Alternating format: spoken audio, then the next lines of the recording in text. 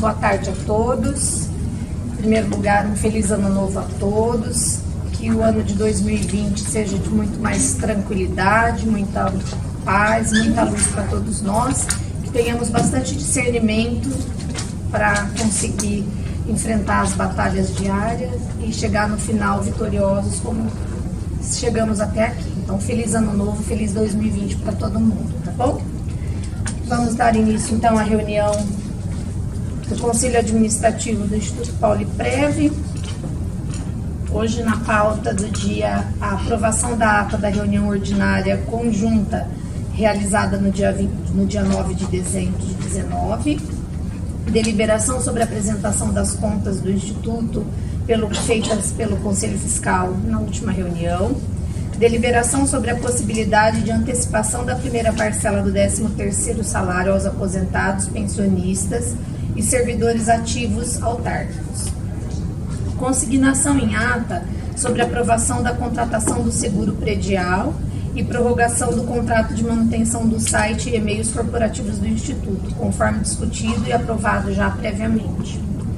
Explanação e deliberação sobre movimentações financeiras em fundos de ações e de zeragem.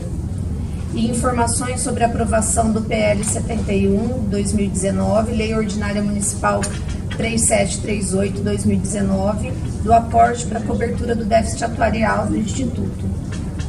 Então, vamos dar início com a aprovação da ata, que já foi previamente enviada por e-mail e por WhatsApp, e as alterações necessárias também foram feitas, mas ainda assim, mais alguém tem alguma coisa para falar sobre a ata? Mais algum adendo? Posso pôr em votação? Pode.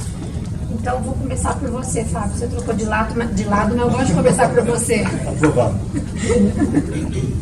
Érico? Ok. Paulinho? Aprovado. Então, a ata do dia 9 está aprovada por todos por unanimidade, tá bom? O item 2 é a deliberação sobre a apresentação das contas do Instituto pelo Conselho Fiscal. Foi aquela apresentação da última reunião que a Ligia fez e foi debatido alguns temas. Alguém tem alguma coisa para perguntar? Alguma colocação a fazer antes de eu colocar em deliberação? Não? Alguém? Acho que é só dizer, né, Sandra? Da vontade que o Conselho Fiscal tem de vir aqui apresentar as contas, né? Que eles ficam fazendo lá no Instituto, e pesquisam e fazem todo um trabalho de fiscalização e vir aqui apresentar o Conselho Administrativo. Parabéns para o Conselho Fiscal. Faço suas as minhas palavras. E ainda digo mais, a vontade não só de ir fiscalizar, de buscar as informações, mas também por eles estarem agora apresentando também saídas, né? Sugestões, mecanismos para sanar os problemas onde eles detectam que está tendo problema, eles estão também trazendo soluções e estão também tomando atitudes. Protocolaram documentos na Câmara, protocolaram na Prefeitura, então cabe ressaltar e registrar os cumprimentos para o Conselho Fiscal pelo excelente trabalho que eles vêm desempenhando mesmo. Então, vou colocar em deliberação a aprovação. Lembrando que foi aprovada as contas pelo Conselho Fiscal, alguns conselheiros aprovaram com ressalvas, a Ligia reprovou as contas pelos motivos que ela apresentou no dia, mas de uma forma geral, não por unanimidade, mas as contas foram aprovadas pelo Conselho Fiscal. Então, eu coloco em deliberação do Conselho Administrativo. Nara? Então, eu vou seguir, assim, aprovo, claro, né, a apresentação do Conselho Fiscal, as contas, mas sigo aquelas ressalvas colocadas lá, o que se refere ao Executivo. Ainda assim, a gente não resolvemos a questão da Lei 17, 18, que ainda continuamos tendo as rosas. Tem a questão agora da migração, tem a questão da dívida. Então, essas são as dependências ainda do Executivo. Então, sigo o voto que está colocado lá. Certo. Eu coloco como aprovado. Silene? também vou aprovar com ressalva, considerando exatamente. Eu ia até fazer essa pergunta, mas você complementou o que eu ia perguntar e o Edu também. Então, com ressalva. Aprovo a apresentação do Conselho Fiscal, não as contas como deve ser, e é o papel do Conselho Fiscal, mas aprovo a apresentação do Conselho Fiscal. Mas Então, as contas eu preciso saber. Fiquei na dúvida, Edu. Mas é assim, ó. Se nós estamos A aprovando apresentação. Não, as contas. Estou aprovando a apresentação do Conselho Fiscal. Então, você Então, não é que no não final aprova. da apresentação, eles aprovaram as contas. Cabe ao Conselho Administrativo acompanhar o voto do Conselho Fiscal de aprovar as contas ou reprovar, ou não concordar com a posição do Conselho Fiscal e reprovar. Então, você com a aprovação do Conselho Fiscal. Concordo com a aprovação do Conselho Fiscal. Edson? Também aprovo uma aprovação do Conselho Fiscal. Concordo com a aprovação do Conselho Fiscal e faço danar as minhas palavras. Existem algumas coisinhas que foram apontadas por eles que eu também tenho essa ressalva. Tá ótimo. Tá? Aprovado. Então, aprovado por unanimidade, porém endossando as ressalvas do Conselho Fiscal, tá bom? O item 3 da pauta é deliberação sobre a possibilidade de antecipação da primeira parcela do 13º salário dos aposentados, pensionistas e servidores ativos autárquicos. Eu vou pedir licença para fazer a minha colocação, depois eu abro para quem mais quiser colocar, tá? Antes de deliberar. Não abro para quem quiser se colocar.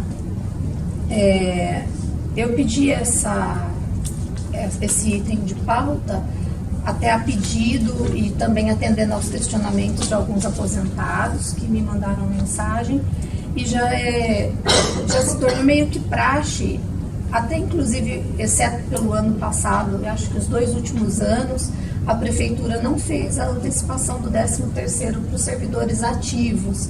Ainda assim, a Pauliprev sempre trouxe para debate do Conselho e sempre foi autorizado pelo Conselho essa antecipação da primeira parcela.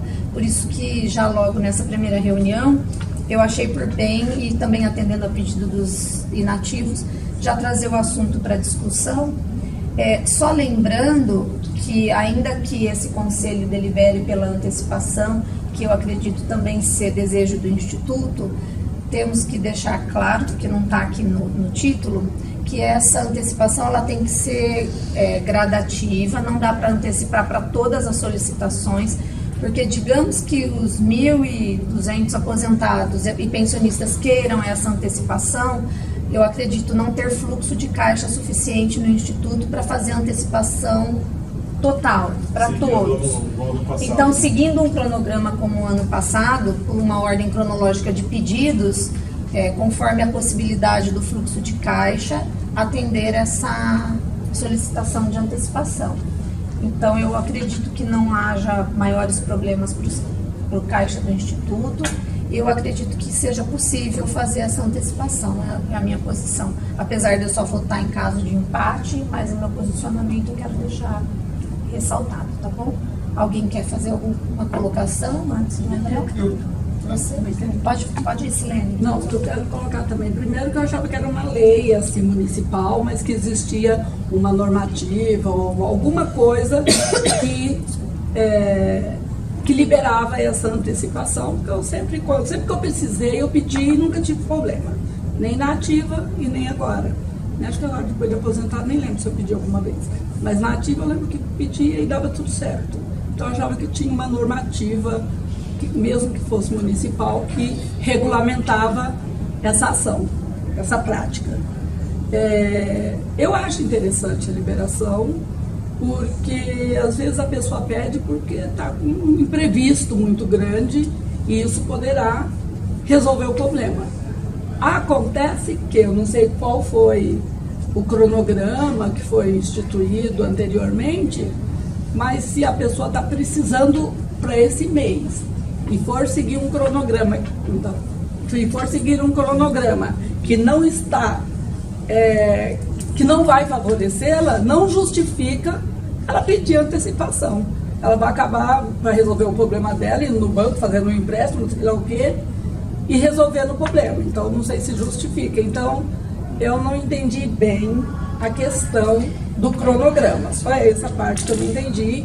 Depois, né, que todos falarem, se vocês puderem me explicar essa questão de como funciona o cronograma, é interessante, né? Assim que todo mundo pegar, eu já passo a palavra para o André e a gente esclarece, pode ser? Posso perguntar? Pera só um minutinho. Eu queria saber se tem algum posicionamento da parte do Instituto em relação a isso. Porque entendo que uma parte é nossa sobre deliberar sobre isso, se vai adiantar a 13º ou não. Mas dentro do Instituto, a parte financeira e administrativa, tem algum posicionamento em relação a isso? No sentido seguinte, assim, a gente pode liderar porque não vai prejudicar, sabe, assim, o quanto que isso é problema para o Instituto ou não. Se não for impactar, se não for dar problema, eu acho que isso pesa bastante na nossa decisão. Agora, se se comprometer de alguma forma, é uma coisa que precisa ser repensado. Tá. Como eu falei, antes de deliberar, a gente vai fazendo as colocações. Antes de sugerir a pauta, eu conversei com o André,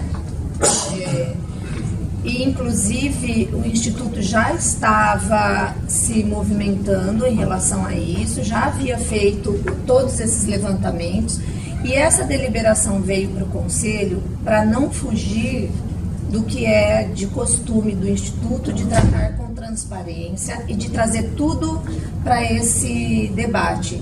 Porque, além do que, isso é uma questão de gestão, é uma decisão de gestão, tanto do diretor-presidente como financeiro, eles quem decidem. Atendendo uma solicitação minha, o André trouxe para discussão e conhecimento do Conselho, e também uma vontade que ele tem de, como tudo ele traz, até o que não atinge os valores que ele poderia tomar de decisão sozinho, ele traz para a gente. Então, atendendo a minha solicitação, ele trouxe. Então, o Instituto já está... Já se posicionou e ele vai colocar o posicionamento dele, mas eles já estavam trabalhando nisso. Porque assim como a demanda chega para a gente, enquanto conselheiro solicitando, também chega no Instituto. Então, eles também já tinham essa demanda lá para eles. Aí, só trouxe para cá, para essa discussão, para não perder o rito de sermos participativos em todos os assuntos. Pode falar, Nadia, eu já passo a palavra para o André, para ele já explicar. O aspecto que eu acho que assim, o Instituto já está organizado para isso, né? Porque não é algo novo, né? Já anualmente acontece, né? Acontece. A minha maior dúvida mesmo é em relação ao fluxo de caixa, quanto que consegue atender por mês, assim, né? Desses 1.200, quanto conseguiria atender e como que seria o cronograma em si. Vai ser exatamente por pedido, por ordem de chegada, como que vai ser e quanto que consegue atender. Alguém mais? Eu queria só fazer uma colocação a respeito eu acho assim, que a primeira pessoa a falar nessa apresentação tem que ser o André. Eu acho que é o Instituto que deve falar primeiro para discutir isso, né? No caso de fluxo de caixa, eu acho que não vai ter nenhum problema, mas eu acho que depois que o André fazer essas colocações, a gente discutir fica mais fácil. A gente vê, ele vai dar as informações para a gente dentro das informações, porque ele não vai colocar uma coisa aqui que prejudica o Instituto, né? Vai ser uma coisa que acho que não vai ter problema nenhum. Eu abri para vocês fazerem as perguntas, porque a hora que passar ele já responde tudo, para não ficar perdido. Então, eu acho que assim, mais em defesa do parcelamento, do adiantamento também. Esse ano, inclusive, eu sei que a procura foi muito grande. No terceiro dia, segundo dia, já tinha mais de 4 folhas preenchidas. Na verdade, assim, o aposentado não teve nenhum reajuste, não teve o repasse do PCCV. Então, é uma situação, as pessoas que têm um salário um pouco mais abaixo estão realmente numa situação financeira delicada. E as pessoas, e por que foi todo mundo logo de início? Porque sabe, já é corrente, as pessoas sabem que é pela ordem de inscrição. Então, quem tinha urgência foi lá correndo no dia 6, já estava lá de manhã fazendo o pedido da... Então, assim, é uma coisa que se o Instituto tem a verba para isso, é uma forma de estar ajudando a pessoa que necessita, né? Outra coisa, eu imaginava que deveria ser aprovado pelo Conselho Administrativo, no que não fosse pelo administrativo, a aprovação da liberação. é uma questão de gestão, porque das outras vezes foi falado para a gente que precisava ser liberado pelo administrativo. Então é menos, não tem tanta burocracia assim, é menos burocrático, é um ato de gestão, bom saber.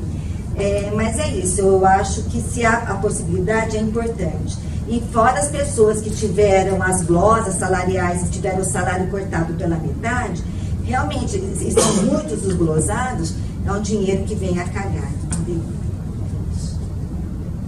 Mais alguém, gente? Eu já posso falar. Então, André, por favor. Vamos lá. Em relação a esse item, o Douglas depois vai fazer uma apresentação. Tá? No quinto item da foto, quando ele for fazer a explanação, a gente trouxe também um gráfico, né? Ele fez o compilado dos últimos anos para a gente ter a noção dos números que isso significa. Porque naturalmente, como a Márcia disse, no dia 6 nós já tínhamos 4 folhas preenchidas, mas nós começamos a ter pedido de antecipação de 13º em novembro. Em novembro nós já tínhamos pessoas questionando, principalmente as pessoas que sofreram glosas. Com o passar dos próximos anos, a tendência é que nós tenhamos menos glosas, então essa justificativa cairá por terra, mas já existe uma cultura da solicitação do pedido de antecipação do 13º. A Sirlene mencionou sobre existir ou não uma legislação. Não tem uma legislação. Isso é um ato discricionário do chefe do Poder Executivo, no caso da Câmara, do presidente da Câmara Municipal, no caso da autarquia, da presidência, junto com aquelas situações, porque são atos de gestão. Não existe uma lei que obrigue você a fazer a antecipação, mas também não há nada que não te impeça a fazer.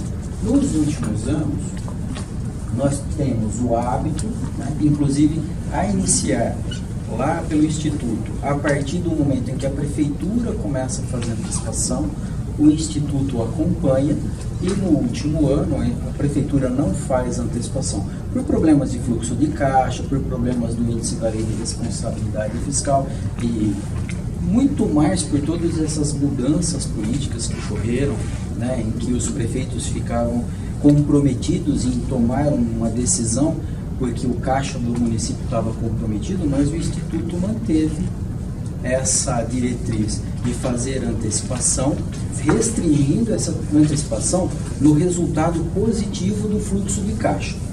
O que nós temos perdido, o que significa? A gente pega quanto a gente ganha, subtrai quanto a gente gasta e aquela diferença é o que é permissível a se fazer essa movimentação. E aí é que vem a ordem cronológica de solicitação. Não dá para a gente avaliar a necessidade individual do inativo. A gente não consegue avaliar se fulano precisa mais do que ciclano ou se a justificativa de A é mais importante que a de B. Então a gente respeita a ordem de inscrição a partir do primeiro dia útil do mês em listas preenchidas. A partir dessa lista, e que num primeiro momento a gente trabalha ela normalmente até o dia 15 de janeiro. Por quê? Porque eu preciso fazer o fechamento da folha de pagamentos. E sucessivamente nos meses subsequentes, a partir de 16 de janeiro até 15 de fevereiro, 16 de fevereiro até 15 de março, assim sucessivamente. Porque o nosso maior volume de dinheiro solicitado é efetivamente em janeiro. O que nós observamos nesse ano, o ano passado deu certinho o nosso fluxo de caixa, é que até o momento nós temos, e esse número deve variar um pouquinho ainda, porque hoje é dia 13, nós temos mais ou menos 600 e poucos mil reais, né, solicitados enquanto antecipação. E nós temos uma previsão de fluxo de caixa positivo para esse mês em torno de 400 mil, com as variantes. Então a gente tem um comprometimento no nosso fluxo de caixa em relação à receita e despesa. O que, analisando, né, com a rentabilidade que nós temos dos fundos hoje, que são mínimas, acaba não tendo um reflexo muito importante nas nossas contas. Então, 200 mil reais que a gente libere a mais não vai nos desfalcar financeiramente, porque nós temos a nossa carteira de investimento sendo recomposta. E gradativamente a gente vai recompondo isso no passo que nos próximos meses os valores que a gente vai dispensar para os pagamentos acabam sendo menores do que o do mês de janeiro. Ou seja, se em janeiro a gente pode ter um déficit, no caso dessa antecipação de 200 mil reais entre pedido e fluxo de caixa, a partir de fevereiro essa ótica se inverte e a gente passa a ter um saldo positivo. Então, o que nós observamos que essa diferença de valores, né, se ficar em torno de 400 para 600 mil reais, não daria nenhum tipo de problema para a gente enquanto gestão. Então, se o conselho concordar, porque embora seja um ato de gestão, vocês me conhecem, a gente troca essa ideia constantemente, até justificando o que a Márcia falou, esse tipo de assunto, como nós todos somos multiplicadores, né, dos servidores que nos votaram, então eu acho importante que todos nós saibamos o que está acontecendo, falemos a mesma língua e a partir disso tenhamos umas decisões em conjunto no que tudo em que diz respeito à parte financeira do Instituto, porque o dinheiro não é individual, né, o dinheiro é coletivo. Então, como proposta, e o Douglas colocou um quadro aí para a gente avaliar, a nossa proposta é que a gente continue, claro, né, observando o nosso fluxo financeiro, mas quando a diferença não tiver uma significância em relação aos nossos recursos aplicados, não tem problema na liberação. Claro é que se nós tivermos um fluxo financeiro positivo de 400 mil reais, a gente tivesse uma antecipação de 1.400.000, isso seria inviável. Mas até uma diferença de 400 para 600, para 650, eu acho que é viável para a gente, levando em consideração o que a Márcia justificou. Nós tivemos, durante o ano passado, uma série de intercorrências com os servidores, né, e no nosso caso com os inativos, que ocasionou a perca do poder aquisitivo do dinheiro. Levando em consideração que também no ano passado nós tivemos um volume muito grande de glosas de aposentados. Então, essas pessoas, e a gente observa muito isso quando a gente vai fazer a reavaliação dos empréstimos consignados, porque nós tínhamos um grande número de servidores que que no primeiro semestre do ano passado estavam com suas finanças relativamente, né, equalizadas e organizadas, e a partir das glosas do segundo semestre entraram em desespero, porque eles começaram a entrar num momento de inadimplência com o banco. Então, como a gente participa dessas etapas de renegociação do empréstimo consignado, grande parte desses servidores que nos solicitaram até o momento a antecipação são servidores inativos e que tiveram esses problemas em 2019. Então, como proposta que nós temos para o Conselho é que se a gente continuar com valores próximos ao que está sendo apresentado, que isso seja aprovado, seja liberado, porque essa recomposição de carteira nós fazemos nos próximos 2 ou 3 meses do ano, com o fluxo se invertendo positivamente. Apesar de não ter uma normatização, tem uma regra interna, tipo, quem pede até o dia tal recebe esse mês, quem pede a partir de tal dia aí só fica pro mês seguinte, isso que eu falei. porque isso eu lembro que tinha na ativa. Você poderia pedir até o dia 15 e daí se você pedisse dia 16, 17, você só iria receber no próximo pagamento essa antecipação. E isso aí também já ajuda um pouco, apesar que hoje nós estamos no dia 3, já está nesse patamar aí, né? Mas ajuda um pouco para os próximos meses a diminuir também os pedidos e a dividir, né, durante o nosso calendário, o ano. Até o dia 15 de janeiro você recebe o pagamento de janeiro. De 16 de janeiro a 15 de fevereiro você vai receber em fevereiro. De 16 de fevereiro a 15 de março você recebe em março. Então, as normas da prefeitura.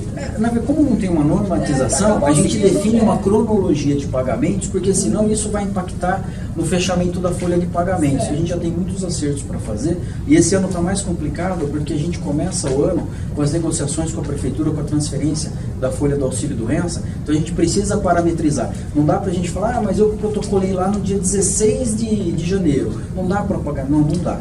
Então a ordem é até o dia 15, né? E a partir disso, como foram feitos nos anos anteriores. Então, a gente já segue essa cronologia e os servidores estão orientados. E eu acho que os aposentados estão mesmo muito angustiados, porque não teve o 4.13, não teve, quer dizer, o abono continua lá, não incorporou, mas ele continua lá. Mas o resto do mundo teve, sem contar que a ativa teve o auxílio alimentação, que saúde, sei lá o quê.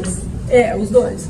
Que deu R$800, sei lá quanto aí, no orçamento, que é quase um salário mínimo a mais, se a gente for considerar que uma boa parte Alimentação do cidadão do Brasil ganha o salário mínimo. Então é mais. Então eu acho assim que realmente o que a Sandra falou que ouviu, eu também ouvi de vários. A questão dos aposentados está muito angustiado porque eles estão perdendo o poder aquisitivo e não tem como você falar que não. Esse negócio de inflação zero existe só no papel, porque na prática, no mercado, na farmácia, que é onde aposentado mais vai, é mercado, farmácia e padaria. Está tudo mais alto. Então, eu acho que tem que estar dando uma atenção especial, principalmente nesse momento, até regulamentar toda essa situação. Né? Quem sabe um dia regulamente e ninguém precisa pedir nada antecipado e nem adiantado.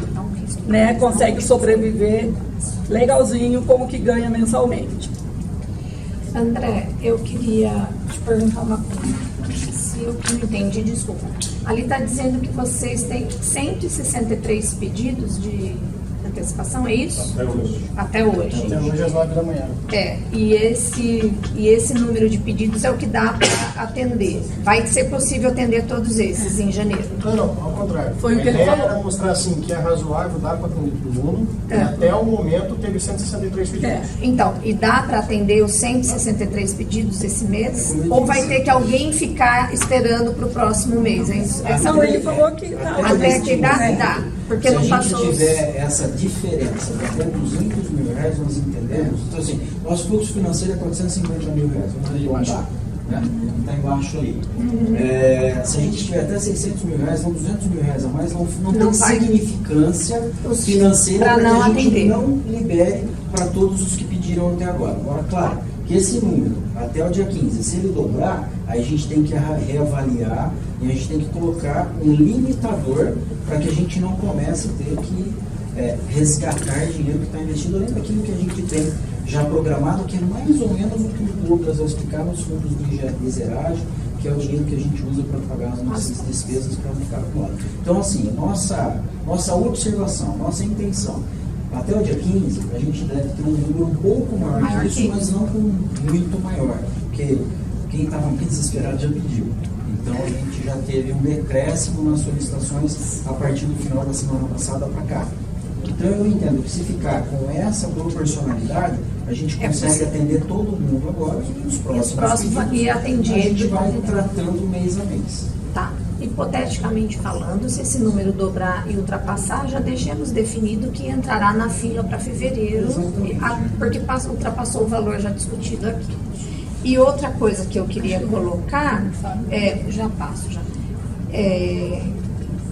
no item aqui está dizendo da autorização para os aposentados, pensionistas e servidores ativos autárquicos. Eu discordo um pouquinho, e desculpe os servidores autárquicos presentes, mas eu discordo um pouquinho dessa de atender, exceto que se não ultrapassar, por isso que eu fiz questão de perguntar, dá para atender os aposentados? Por quê? Todas as justificativas feitas até agora, por Sirlene, por Márcia, por todo mundo que pediu a palavra, foi levando em consideração as dificuldades que os inativos tiveram, não tiveram os 4.13, tiveram glose, né? Então tudo isso está sendo utilizado como justificativa dessa antecipação. E eu prefiro colocar e enxergar os servidores ativos do Instituto como servidores ativos da Prefeitura. Tendo em vista que os ativos da Prefeitura não estão tendo esse benefício, eu acho prudente, de bom tom e de efeito para os ativos autárquicos. Por quê? É ponto facultativo da Prefeitura, responde, o Pauliprev vai junto. Então, assim, não fica muito moralmente falando justo para os servidores ativos que também está no mesmo pacote. Desculpem, não é pessoal, mas é uma colocação que eu não vou deixar de fazer para desagradar ou porque agrade. Eu não acho justo. Eu sou ativa, janeiro é um mês que tem PVA, IPTU, material, matrícula, eu também gostaria, talvez, de pedir a minha antecipação. A Prefeitura não me dá condições. Aí o ativo vai gerar uma celeuma, animosidade desnecessária. Então, só pedir um pouquinho de cautela nesse sentido. É a minha posição. pessoal, eu acho que a gente vai criar uma animosidade, uma celeuma Acho que não. desnecessária. Sempre Não, tem um espírito eu falei, de porco pra não, colocar. em relação à sua opinião. Acredite. Eu ia, inclusive, perguntar antes se os segurados, lá, os 163 ali citados, são todos aposentados. Todos aposentados.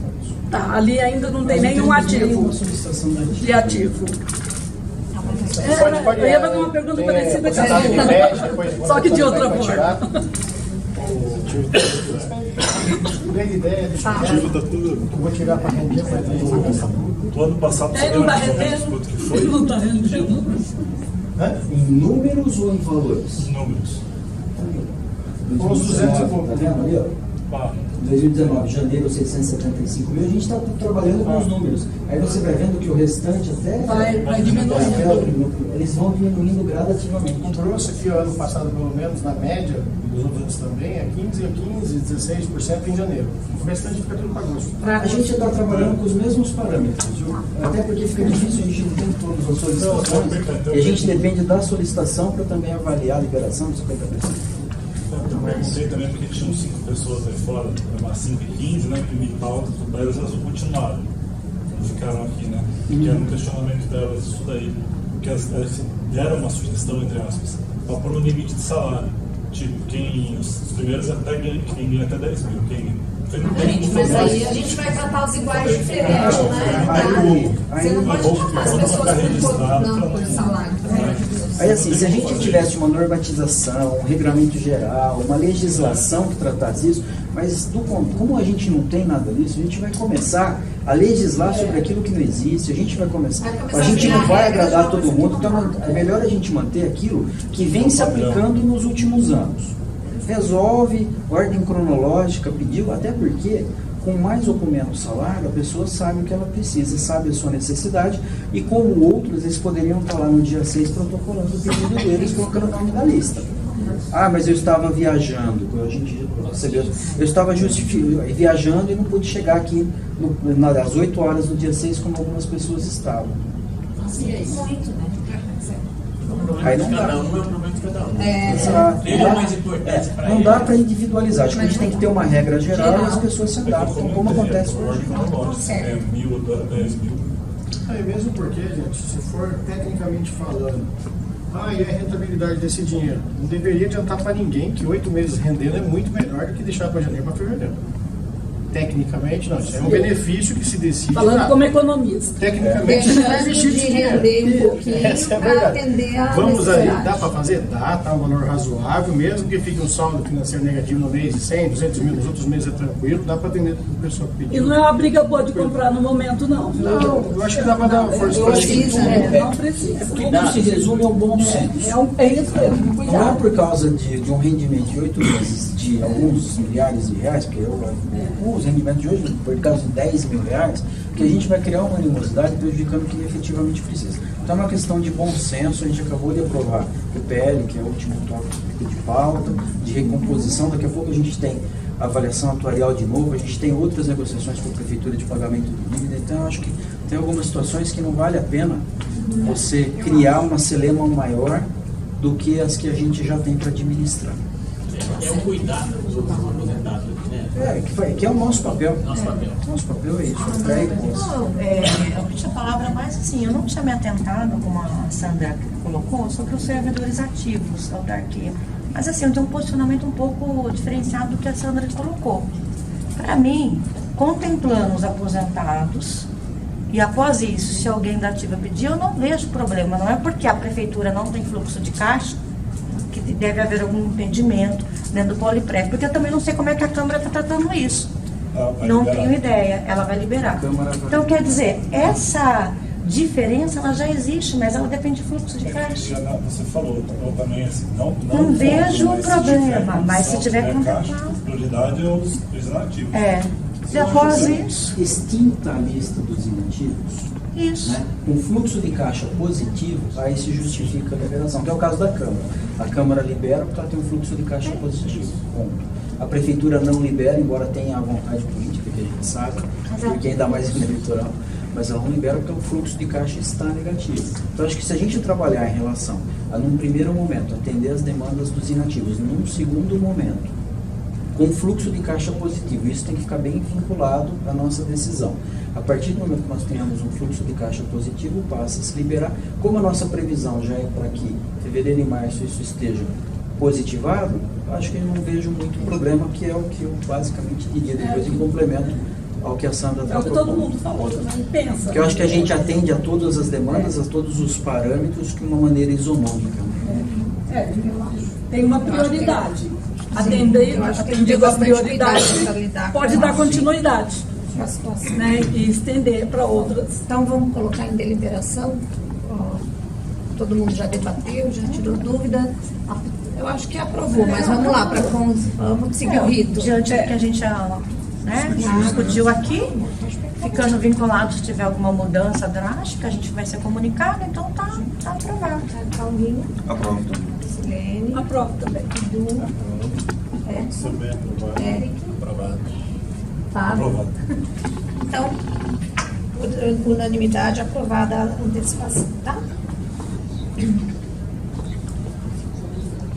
O quarto item da pauta é só para a gente consignar em ata a aprovação já feita anteriormente por grupo de WhatsApp da contratação do seguro predial e a prorrogação do contrato de manutenção do site e e-mails corporativo do Instituto, conforme já tinha sido discutido, debatido, mas ainda assim estão aqui, tá? Os orçamentos, na verdade não foi nenhum orçamento, né? O que foi deliberado no grupo, tá? Então, a cotação tá aqui, se alguém quiser ver. Aqui nós já tínhamos. Acho que já tinha. Peraí que eu vou procurar o valor aqui pra... Eu acho que muito extenso para eu ficar lendo, tá bom? Não vou ler todo, seguro mesmo porque vai estar atrelado à ata, tá bom?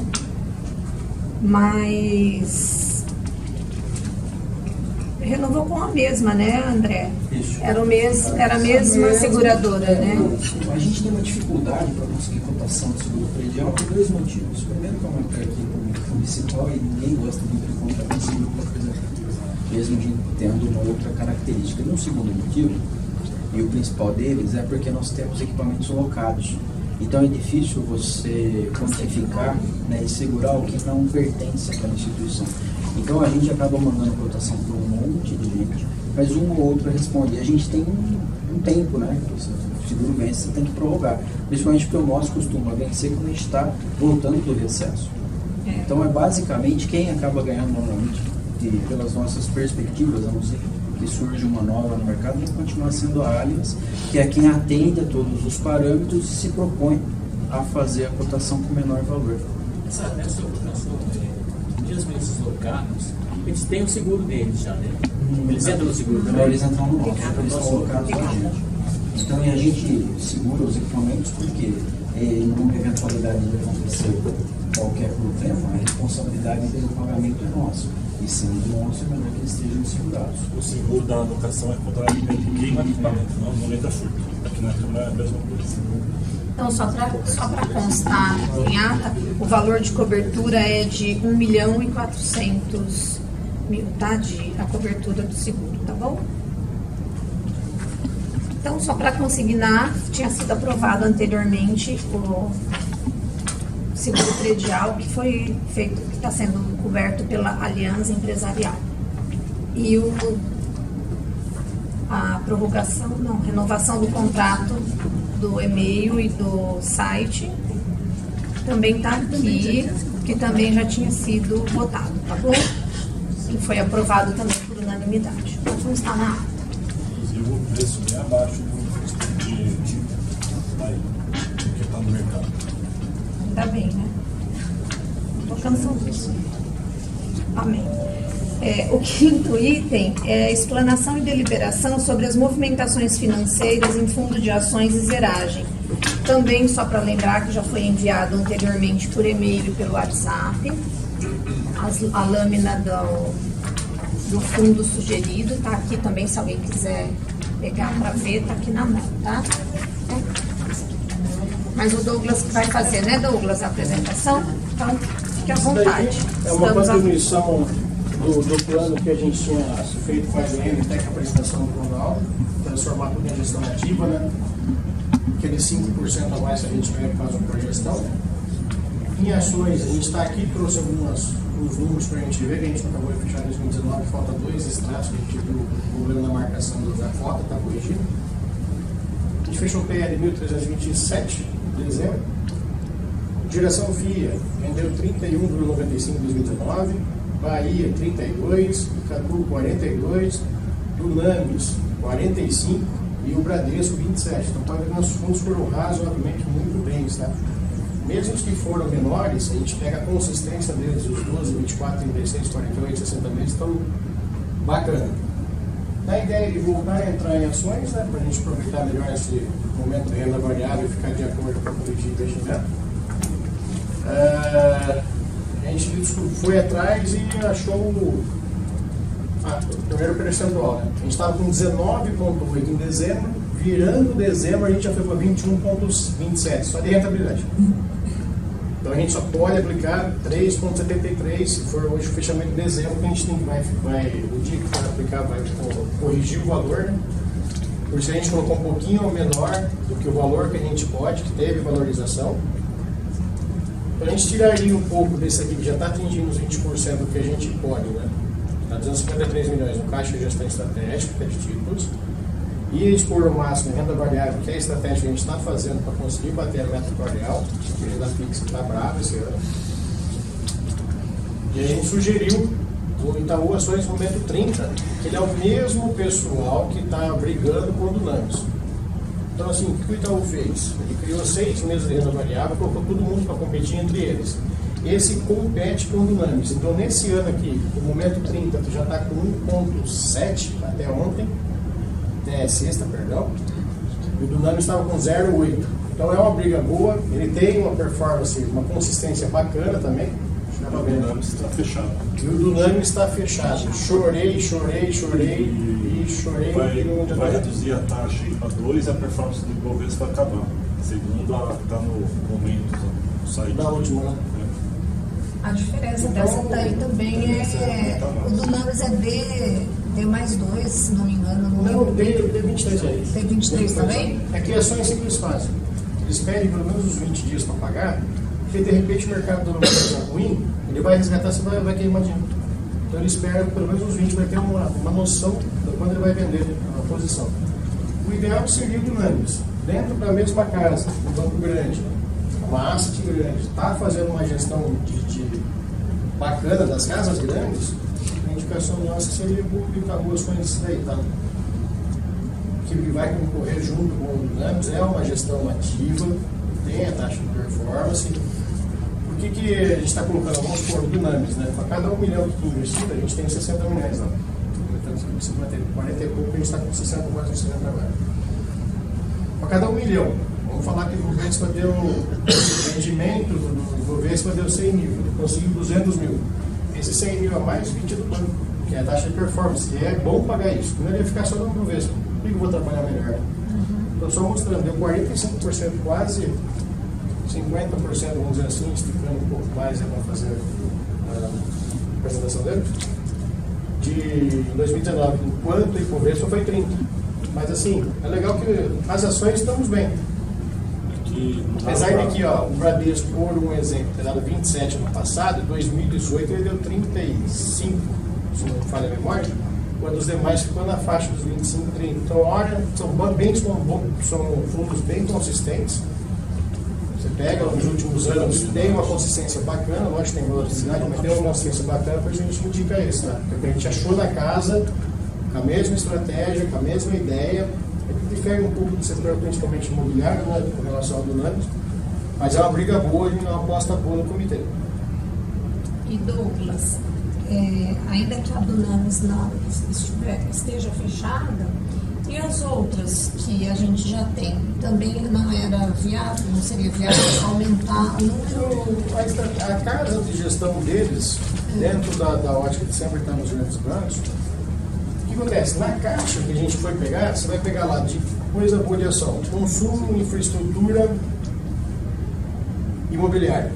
55% em 2019. Aí você pega 18, 17, menos 20, menos 15, menos... Você entendeu? Então, e assim, é bom evitar esse susto. Vamos ganhar um pouquinho menos, mas está ganhando bem. Isso que a gente evitou. A sugestão é isso. Como a gente não tem o percentual correto, a gente vai pegar bem no dia da aplicação, né? Não tem problema nenhum, legal, de desenquadramento ativo. A sugestão é em torno de 48 mil reais que vai dar, tá? E diminuir isso aqui que a gente está para atingir de novo os 20%. Um bom fundo também. O fundo não é ruim, tá? É só para aproveitar e diminuir o percentual dele para não ficar desenquadrado. É que na verdade a gente acaba, não é que acaba ficando sem opção, mas. Mas tá vendendo as coisas? Tem que tirando. Mas é assim, ou é sim ou não para esse, né? Não tem uma segunda opção, uma alternativa, entendeu? A gente soube também para a gente conseguir acompanhar, né? Até por isso que eu perguntei dos que a gente já tem. O Bradesco, que a gente já tem, que também é um grande banco. O tal do Bahia lá, que rendeu super bem no ano passado, mas eu fico feliz que rendeu muito, mas fico sem querer ter susto com ele. Nem pensaria. Mas um Bradesco, uma vez que a Dunamis, que é Itaú, também já está fechado. Por isso que eu estou te perguntando. Mas eu acredito no trabalho do comitê, eu confio no trabalho do comitê, só para tirar Eu acho dúvida. que tem algumas coisas que é sempre bom a gente ficar lembrando, principalmente porque é gravado e a gente tem um histórico bem complicado em investimentos. Né? Mesmo quando a gente fala de investimentos em fundos de ações hoje no Instituto, nós temos uma posição, embora ele seja volátil, né, mais que a renda fixa, então a gente tenha os gráficos, né, positivando e negativando com maior rapidez, a gente procura ser conservador em relação a isso também, lembrando que a gente evita, embora a gente esteja trabalhando sempre com as grandes casas e os grandes bancos, a gente evita limites de concentração naquelas linhazinhas que tem lá na Lei 3922, que deve passar por alterações também. Então, a gente, como o Douglas mencionou, é importante a gente sempre respeitar o que nós temos enquanto política de investimentos, lembrando que a gente só está podendo fazer essa movimentação dentro dos fundos de ações de 5% a mais a partir agora de janeiro, porque nós nos certificamos no Progestão, que até o ano passado era 20%, agora a gente passa a ser de 25%. E a gente, mesmo em fundos de ações, o comitê está fazendo toda essa avaliação, né, de rentabilidade, que por mais positiva que seja, tem que trazer um certo perfil conservador, que é melhor com que a gente perca, ou melhor, com que a gente ganhe um pouco menos, perca uma rentabilidade em relação a outros fundos, cujos fundos, essa variação, essa volatilidade acaba sendo maior na média histórica. Então essa observação eles têm feito, porque é melhor que a gente garantir que continue ganhando, sem essa perspectiva de que em 2020 a gente ganha os 25% e chega em 2021 no mesmo fundo fechado para resgate ou não, a gente tem uma perca de 15%, porque ano a ano esses valores eles vão se anulando. Só para ter uma ideia, né, enquanto a gente priorizou bem umas raças grandes, tudo, apesar de o risco do fundo, não ser o PJ do fundo, não o banco, ele só comercializa, mas a ASTA, a gestão por trás disso. Tem umas empresas, tem o Guepardo, que rendeu 90% do passado. Mas é a volatilidade deles continua. São boas casas, são casas menores, mas são boas, excelentes casas, aliás. Mas para a RDS a gente ir, assim, que aí a gente dorme melhor, dorme tranquilo. Quando você enviou, eu comparei com o Banco Brasil Ações Total, né? Mesma coisa. Não é isso, só anos anteriores é pior do PP. Então essa é a sugestão que a gente faz. Lembrando, né, depois vamos trocar, tá legal? Gente, eu tenho uma pergunta muito boba para fazer, mas é boba mesmo porque eu fiquei com dúvida. Quando na lâmina fala alocação média em consumo clínico é consumo clínico mesmo? São ações de empresas tipo Unimed, que eu não lembro assim, eu não fiquei com dúvida. Tem até operadoras de plano de saúde, eu vou várias vou operadoras de plano, porque assim, eu vi que ele investe bastante nesse setor, né? Está com 17%, é isso, né? Isso. Eu fiquei com essa Do sumo dúvida. cíclico na. Nossa, é cíclico. Óleo americano, mas em cíclico. via parede. Obrigada, Fábio. Nada. Eu li clínico. Obrigada, Na Fábio. parte médica isso também tem, tá? Mas tem também. Mas tem. Área de saúde, né? Mas vamos lembrar que já foi tema de discussão aqui no Conselho que não existe pergunta boba. O bobo é não perguntar. Porque é melhor esclarecer. Porque a dúvida que você tem, numa leitura rápida, outra pessoa pode ter também e ficar confusa. Então pergunte mesmo, aí a gente vai esclarecendo. E se não tiver as respostas, a gente busca e traz. Ó, e só para confirmar, eu não li aqui não, ali em casa, ele as 2 vezes eu li. Não, porque quando você costuma comparar, não só Eu tinha visto isso aí. só te comparar com papéis também. Né? Só vamos pegar da caixa e visitar outro. Você vai ver só os papéis. Na verdade, esses fundos que têm essa característica, rentabilidade próxima, eles vão fazer os mesmos tipos de investimentos nos grandes bancos, né? Então eles fazem essa gestão ativa da mesma maneira. Então, Só me complementar com a Delson me lembrou que agora, é que o Itaú também ele tem uma velocidade em sair de crise maior. O Itaú Asset, né? Não o Banco Itaú, o Itaú Asset. E isso agrada também, eles não demoram muito no ponto. Administração, né? essa gestão de fundos traz, inclusive, as últimas conversas que nós tivemos no ano passado, quando nós fizemos a alteração dos fundos do Safra, trazendo tal, a gente pretende minimizar as casas com as que a gente trabalha, sempre parametrizando naquelas que são de primeira linha, os grandes bancos, por assim dizer, que nos trazem mais segurança, uma rentabilidade média positiva interessante, sem que a gente corra grandes riscos, para que a gente lá no futuro consiga pelo menos recompor a carteira daquelas capitais especulativos, por assim dizer, que nós jogamos no mercado a perder de vista. Como comentou, né, a Sandra falou, na questão dele, D mais 20, D 23, o EPAR, o perfil também, 45, 60, 61 dias. Aí quer dizer, se você cair, você espera 60 dias, torcer para Torcer da sorte, né? Dá sorte. Aí vai na sorte. 500 dias tá bom, né? Pelo amor de Deus. 500 dias tá bom, né? Douglas, vai lançar para dizer. Vamos. Pode ir,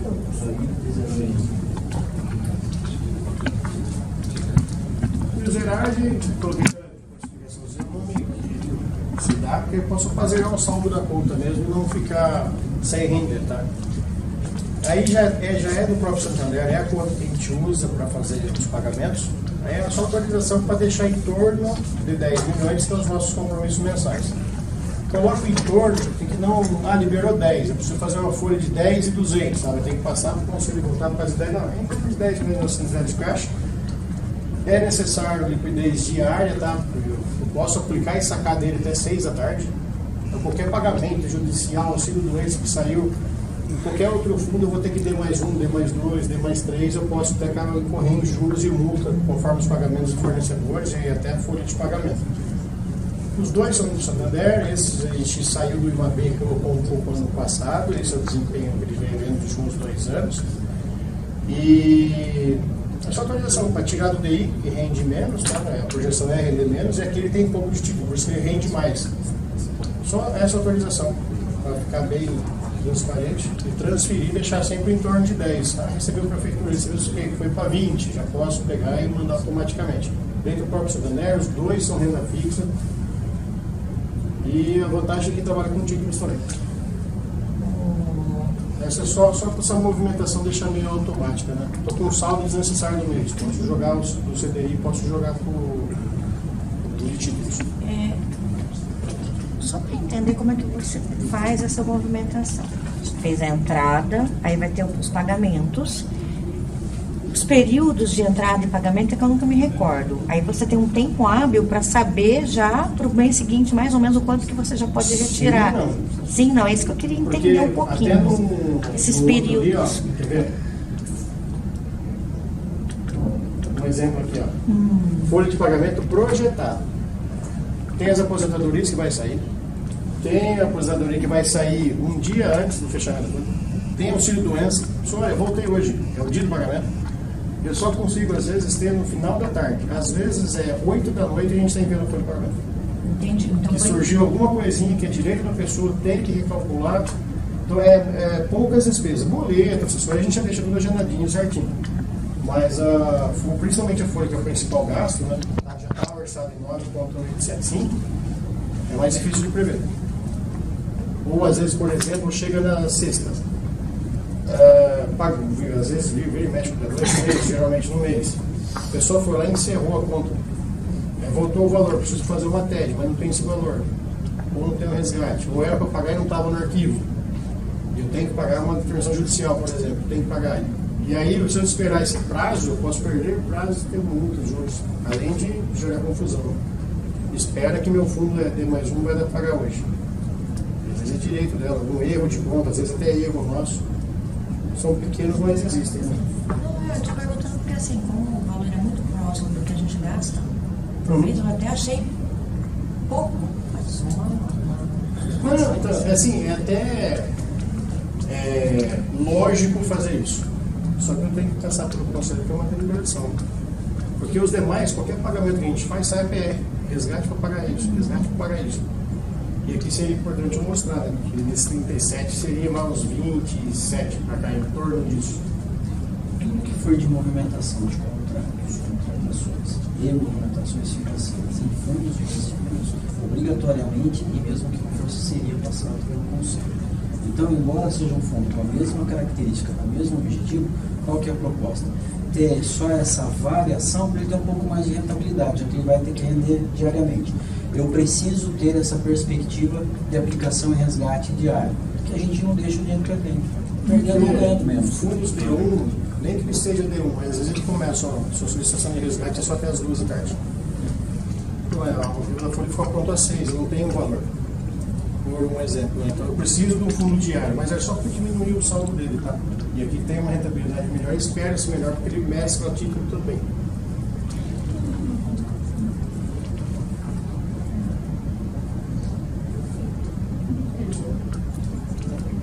Foi? Dúvidas? Alguém tem alguma pergunta, alguma dúvida mais para fazer? Não? Posso colocar em votação? Então vamos lá, Fábio. Aprovado. Eric. Edson. Edu. Aprovado. Silene. Aprovado. Aprovado. Não, também aprovado. só deseja boa sorte. E se ele não tiver boa sorte, tiver algum problema, você pode desejar para nós depois. Isso, bem assim, exatamente.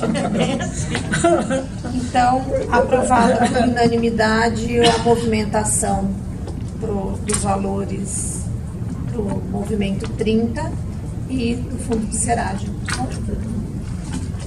Sente a luz aí, gente, por favor. Meninos. Obrigada, Eric. O item 6 da pauta é informações sobre a aprovação do PL 71/2019 na Lei Ordinária Municipal 3738/2019, que é o aporte para a cobertura. Aprovou, sancionou. A palavra é sua, presidente. Eu deixei para você conseguir. Tá bom. Obrigada. Na verdade, a gente colocou esse como pauta da reunião de hoje, a primeira reunião do ano, porque essa aprovação ocorreu numa sessão da Câmara no dia 23 de dezembro, a Prefeitura já estava em recesso, né, via de regra, e ela foi sancionada e publicada. Foi sancionada no dia 23, publicada no dia 26.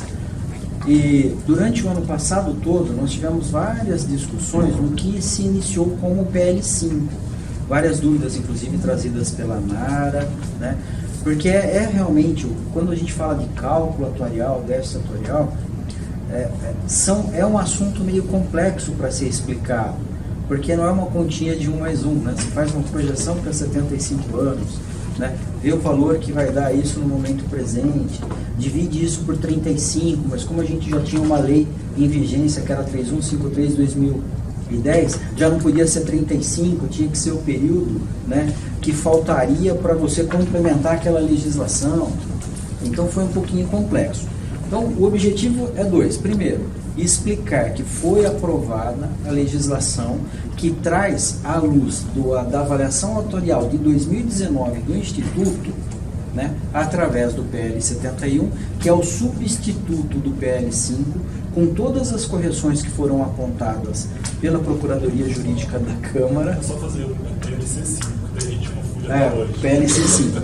Mas eu falo PLC 5 porque, na verdade, o projeto de lei lá atrás, primeiro que ele era de lei complementar e não poderia ser. E agora ele passou a ser um PLO, que é um projeto de lei ordinária, porque a lei 3153 era uma lei ordinária e o PLC 5 foi apresentado como lei complementar, substituir, então não poderia. Então, foram essas correções foram feitas, gerou uma lei ordinária, que é a 3738 de 2019. Essa lei, traduzindo, embora o Instituto não tivesse a necessidade urgente de se alterar a lei, a gente ainda tinha mais 1 ou 2 anos enquanto percentual para trabalhar isso, embora nós tenhamos esse prazo, a gente tinha que justificar isso anualmente, porque anualmente, quando a gente faz avaliação atuarial, isso já foi objeto de discussão, vou dar uma resumida, quando a gente faz a avaliação atuarial até o dia 31 de março, na sequência a gente apresenta um demonstrativo, que é uma declaração do resultado atuarial atualizado para a Secretaria de Previdência. Antigo Ministério, agora Secretaria Especial de Previdência.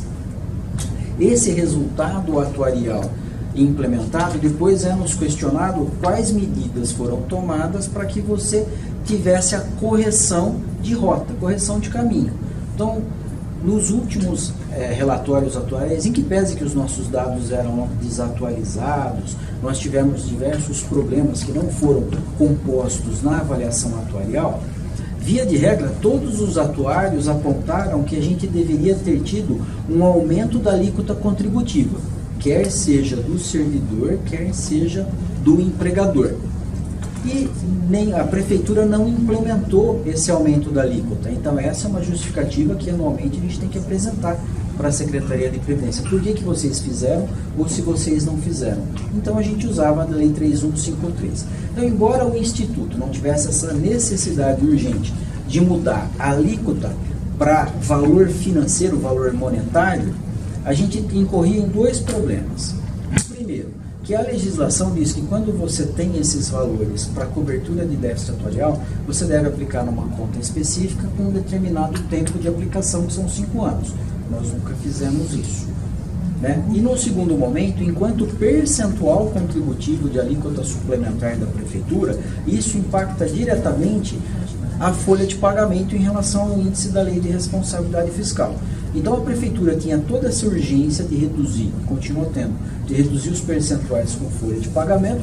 Em contrapartida, o Instituto tem lá uma situação em que ele pode ajudar o equilíbrio das contas do município sem ter um impacto, né, negativo nas suas finanças e, pelo contrário, trazendo a ótica da nova avaliação atuarial. Então, basicamente, essa lei votada e aprovada e sancionada no dia 23, trouxe essa correção. Então nós mudamos um percentual de alíquota suplementar contributiva da prefeitura para a gente, que o ano passado estava em 10%, e a partir agora de janeiro impactaria em 11%, ou seja, nós teríamos 1% a mais que entraria direto na folha de pagamentos da prefeitura.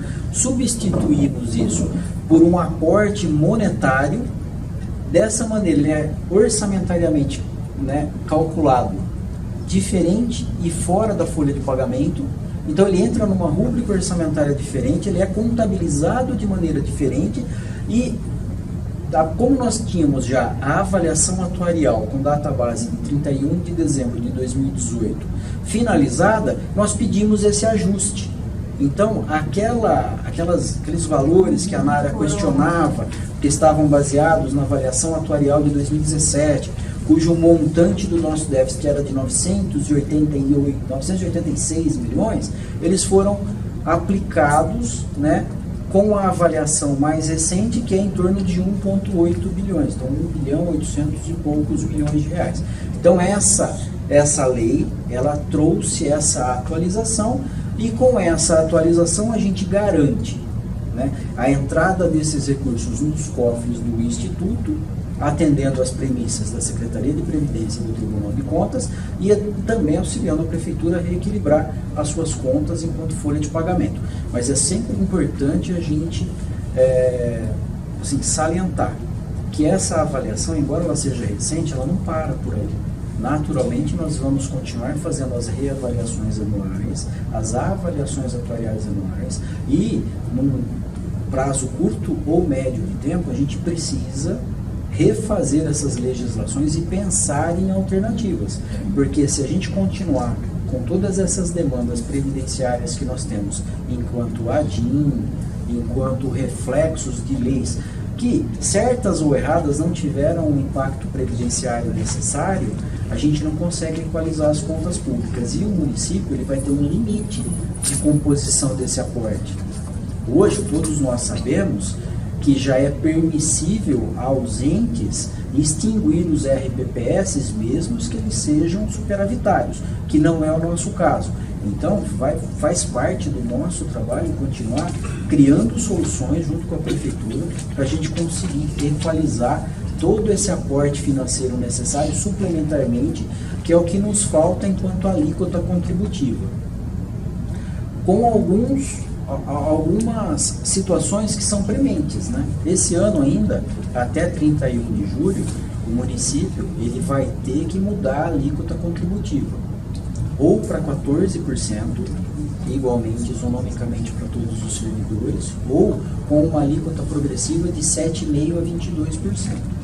Então esse estudo ele já está sendo desenvolvido, a gente já está discutindo em um primeiro momento. Eu entendo que ela deve ser isonômica de 14%, mas quem vai fazer o projeto de lei é a Prefeitura, a gente está discutindo. Então, possivelmente, após isso, a gente tenha novos resultados atuariais, não para esse ano, mas para os anos vindouros. Então, nós que fazemos parte hoje da gestão do Instituto, dos conselhos, que temos atuação ativa, precisamos ter isso em mente, em foco, que é o PL 71 nos traz uma certa segurança financeira, traz uma responsabilidade em relação à nossa equalização de fluxo de caixa, porque esse dinheiro ele não entra mais, né, no nosso montante total mensal para ser disponibilizado. Então isso vai fazer com que a gente tenha uma gestão mais austera de finanças, porque ele passa a entrar numa conta específica, uma rúbrica orçamentária específica, e a gente só vai poder começar a mexer nesse dinheiro após ele estar na conta e aplicado devidamente daqui a 5 anos.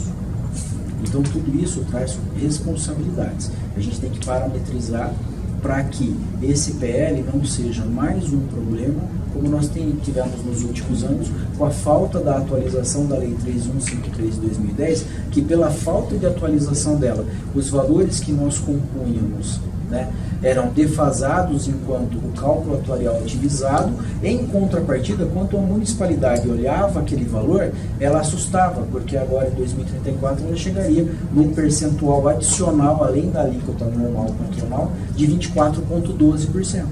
Então, quando você traz isso para as finanças públicas e você coloca esses 24,12% dentro dos limites de folha de pagamento, você chega numa folha de 65%. É inexequível, inadmissível e é inviável para o município. Posso perguntar? A partir de quando, agora em janeiro, a partir de janeiro, a gente já vai receber dessa maneira o aporte monetário. Então a questão da alíquota complementar, a gente vai ver na nossa folha até dezembro. Janeiro já vai vir dessa maneira. A partir de janeiro, o fluxo de aporte já é dessa forma que está aí no PL, que eu até disponibilizei, até que eu gostaria que fizesse parte da ata. Então, assim, ele tem aí uma alíquota, lembrando que esses valores, eles são fixos durante o ano, mas são capitalizados mensalmente. O que isso significa? Vai chegar em dezembro, né, para parcela de janeiro de 2021, a gente vai aplicar sobre esse valor mensal, né, que é fixo, o IPCA acumulado, mais os 6%. Por que 6%? Que é a recomposição da nossa meta atuarial. O que isso faz? Com que nós vamos garantir ao longo do tempo o poder aquisitivo desse dinheiro. Então, eles estão aí com parcelas fixas até 2046. Mas tem no artigo 2º, se não me engano, ele parametriza os reajustes que esse valor vai ter após o período de 12 meses. Então, Claro que a gente vai ter que reavaliar isso, mas enquanto projeto de lei, é o melhor projeto de lei que a gente poderia ter no Eu momento. vi, eu fiz a leitura, ficou Acho que bem melhor que o anterior. bem adequado. É porque se a gente teve tempo, né? O PL5, ele foi apresentado assim, de maneira muito rápida, assim, passou um pouquinho os carros nas frente dos bois, acho que faltou um pouquinho de explicação. Já com o PL71 a gente teve aqui. Então. De fato, tem razão. Mas enfim, esse aí, assim, esse foi precedido de várias reuniões aqui na Câmara, no gabinete. Nós discutimos isso com a Procuradoria Jurídica da Prefeitura, com finanças, com os vereadores, com o jurídico da Câmara. Então, assim, esse foi assim, pelo que era possível ser feito, é o melhor resultado que a gente poderia ter. E essa questão é muito importante. Pode, desculpa. André, esses valores mensalmente eles serão aplicados. Mensalmente serão aplicados já em uma conta separada? Será depositado numa conta separada. E ela será investida de acordo Será investido de com o nosso acordo com a nossa investimento. política de investimentos, e é assim, esse dinheiro ele entrou, começa a ser aportado agora em janeiro. Então a gente vai acumulando e naturalmente vai seguir o mesmo fluxo que nós temos. Nós trazemos uma Você não pode opção mexer de investimento, com ele, nós não podemos mexer nele em 5 anos. Existem algumas perspectivas de mudança de legislação ainda, né, com as reformas que ainda nós vamos ter previdenciárias, mas hoje, de fato, nós precisamos deixá-lo aplicado pelos próximos 5 anos. E aí aquilo, orçamentária e contabilmente, o nosso valor está lá, está composto, então a gente não vai ter problema nenhum. O que a gente vai ter que trabalhar é o nosso fluxo de caixa. Então, se faltar 3 milhões por mês, significa que desses outros fundos de investimento, como nós estamos no fundo de zeragem, nas outras alocações, a gente vai resgatar, tomando cuidado que essa rentabilidade perdida no fundo resgatado tem que ser proporcional ou até maior no fundo em que ele está aplicado. Então, isso faz parte da gestão financeira e responsabilidade do Conselho, nossa e do Comitê de Investimentos. E esse valor corre o risco dele não ser debitado mensalmente? Olha, se a Prefeitura não nos creditar esse valor, ela vai entrar na mesma história da dívida patronal e de outros aspectos. É mais uma dívida, é mais uma cobrança, e diga-se de passagem, se a gente Ela for... pode querer depositar tudo no final do ano, uma vez só. Pode? Ela pode, aí pode. Eu particularmente acho, é assim, olha, a Prefeitura, é difícil a gente avaliar o que a Prefeitura ou a Câmara, por exemplo, vai fazer, porque eles têm gestores próprios. Hoje eu tenho certeza, né, que com as pessoas que estão na gestão, né, particularmente o prefeito e o Nicolas, que é o secretário de Finanças, os cálculos todos estão realizados para que esse valor entre mensalmente na data específica na nossa conta. A Prefeitura pode deixar nos repassar isso, é uma decisão do prefeito. Ela pode. Como outros prefeitos deixaram de nos repassar, por exemplo, a alíquota patronal e hoje estão respondendo na justiça por isso. Então, é difícil a gente avaliar. E nesse caso vira dívida e vira 1% ao mês de juros, mas IGP eu até gostaria, tá? Mas a rentabilidade. Isso é uma coisa que eu ia falar. Para vocês terem um exemplo, por exemplo, a Prefeitura ela deixou de nos repassar contribuições patronais suplementares. A gente deixou de cobrar? Não.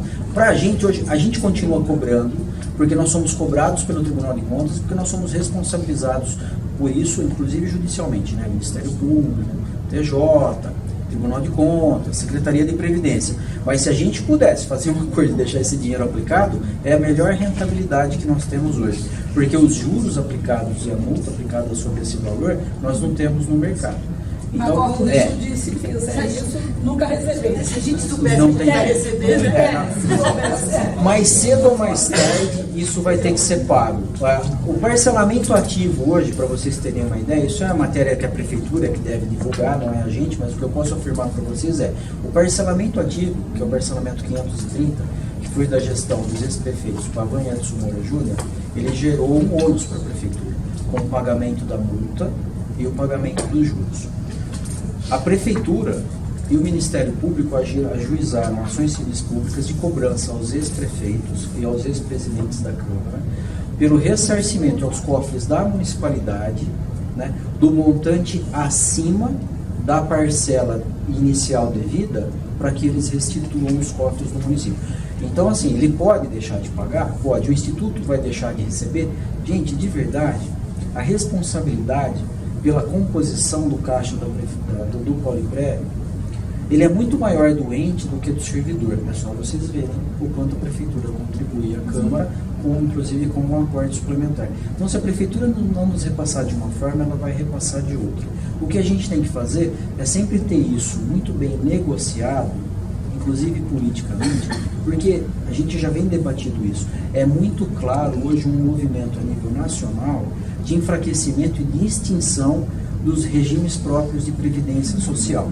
Então, chega um momento em que você tem que conciliar as situações. Vou dar um exemplo claro para vocês. Nós anulamos as aposentadorias dos guardas. Se as aposentadorias foram anuladas por inconstitucionalidade, eles nunca foram aposentados. Se eles nunca foram aposentados, a despesa que o Poliprévio teve foi indevida. Nós já estamos cobrando a Prefeitura, mas eu não posso chegar para a Prefeitura e cobrar 8 milhões de reais do dia para a noite dessa forma. Então, o que é? É uma negociação. Então, o que nós estamos negociando? É uma despesa, né, extra previdenciária, ela precisa de lei autorizativa para ser paga. A gente está propondo um parcelamento com a devida correção em 60 meses. A Prefeitura faz de acordo com o seu fluxo de caixa, dentro do seu orçamento, com lei autorizativa, que garante tanto para a Prefeitura a legalidade do pagamento, quanto para o Instituto, né, a correção do recebimento. Então, hoje a gente está nesse momento de negociação dos débitos, do que nós gastamos com os guardas, da dívida patronal, que deve agora, ainda no início do ano, chegar um projeto de lei para a Câmara, com lei autorizativa para o parcelamento, e até com redução da multa e dos juros aplicada na Lei 18, porque realmente é extorsiva a municipalidade, e se a Prefeitura tem a intenção de pagar, aí a gente tem a intenção de receber, então vamos chegar num denominador comum. Então tudo isso está em processo de negociação. Agora, pode entrar um prefeito e se recusar a pagar? Pode. O que é que nós vamos fazer? Eu estou falando como conselho e como diretor, não. O que é que nós vamos fazer enquanto servidores? Cobrar do Instituto e cobrar da Prefeitura. É fazer o papel que, por exemplo, os conselhos fizeram em gestões anteriores. É denunciar para o Ministério Público, é pedir ação civil pública, é fazer boletim de ocorrência. Vou ter que fazer mais uma pergunta. Fica à Vocês me vontade. permitem. É só que como ele colocou essa questão que agora não sei, é mais ou menos 3 milhões que ficou fixada, não lembro agora. Não. Então aí a tabela está aí. 3.428.207,27. É, exatamente o valor. E 3 milhões. Vou falar 3 milhões só para arredondar. Isso significa que, na verdade, nós vamos ter disponível para mexer 7, estou pensando aqui, do que entra de receita, porque antes, como vinha tudo junto, a gente movimentava. Então agora esse vai para uma conta separada, uma aplicação separada, isso significa que contabilmente vai ter que ser uma outra. Isso. No relatório gerencial vai ter que vir muito bem separado. E nós vamos ter 7 milhões. Vai faltar, abre aspas, vai faltar 3.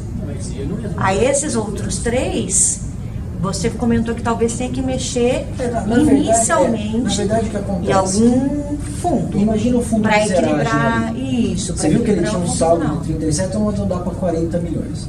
A nossa Por enquanto, folha vai está trabalhar em com esse 9, fundo de- entrou 6,5. Né? Tá. Faltou 2,5.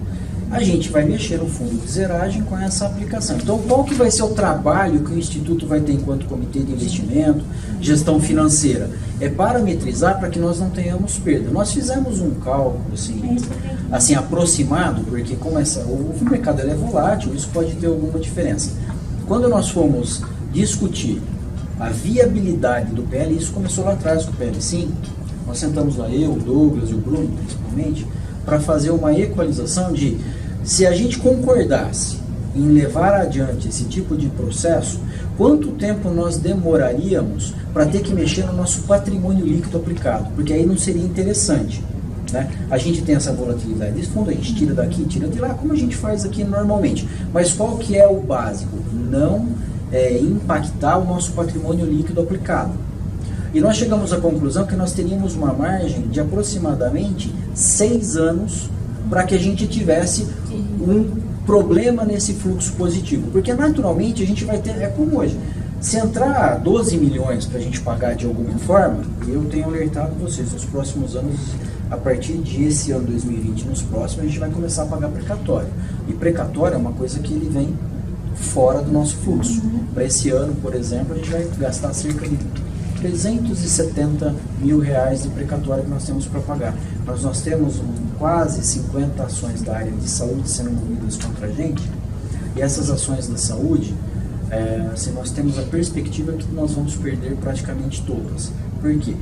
Porque nós não concedemos a aposentadoria, né, da maneira como ela é pedida, por problemas da municipalidade enquanto PPP e LTCAT, e naturalmente no processo judicial, quando o perito judicial vai fazer a atualização, a primeira coisa que ele se depara, por exemplo, pegando o pessoal da saúde, ele pega um LTCAT de 2010, incoerente com uma foto do hospital antigo.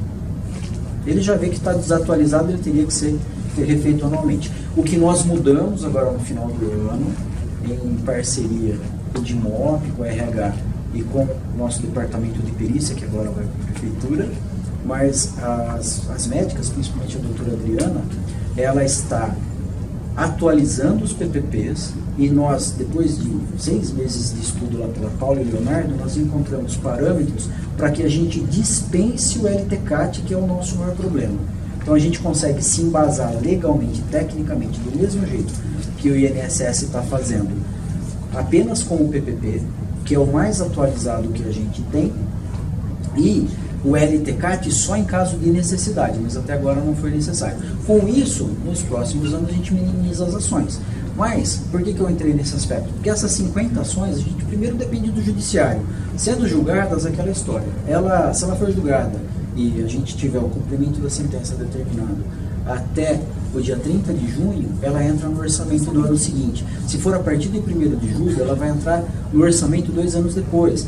Então, esse fluxo a gente não consegue prever. E se a gente tiver uma perda de ação, nós tivemos a perda de uma ação agora de 256 mil reais.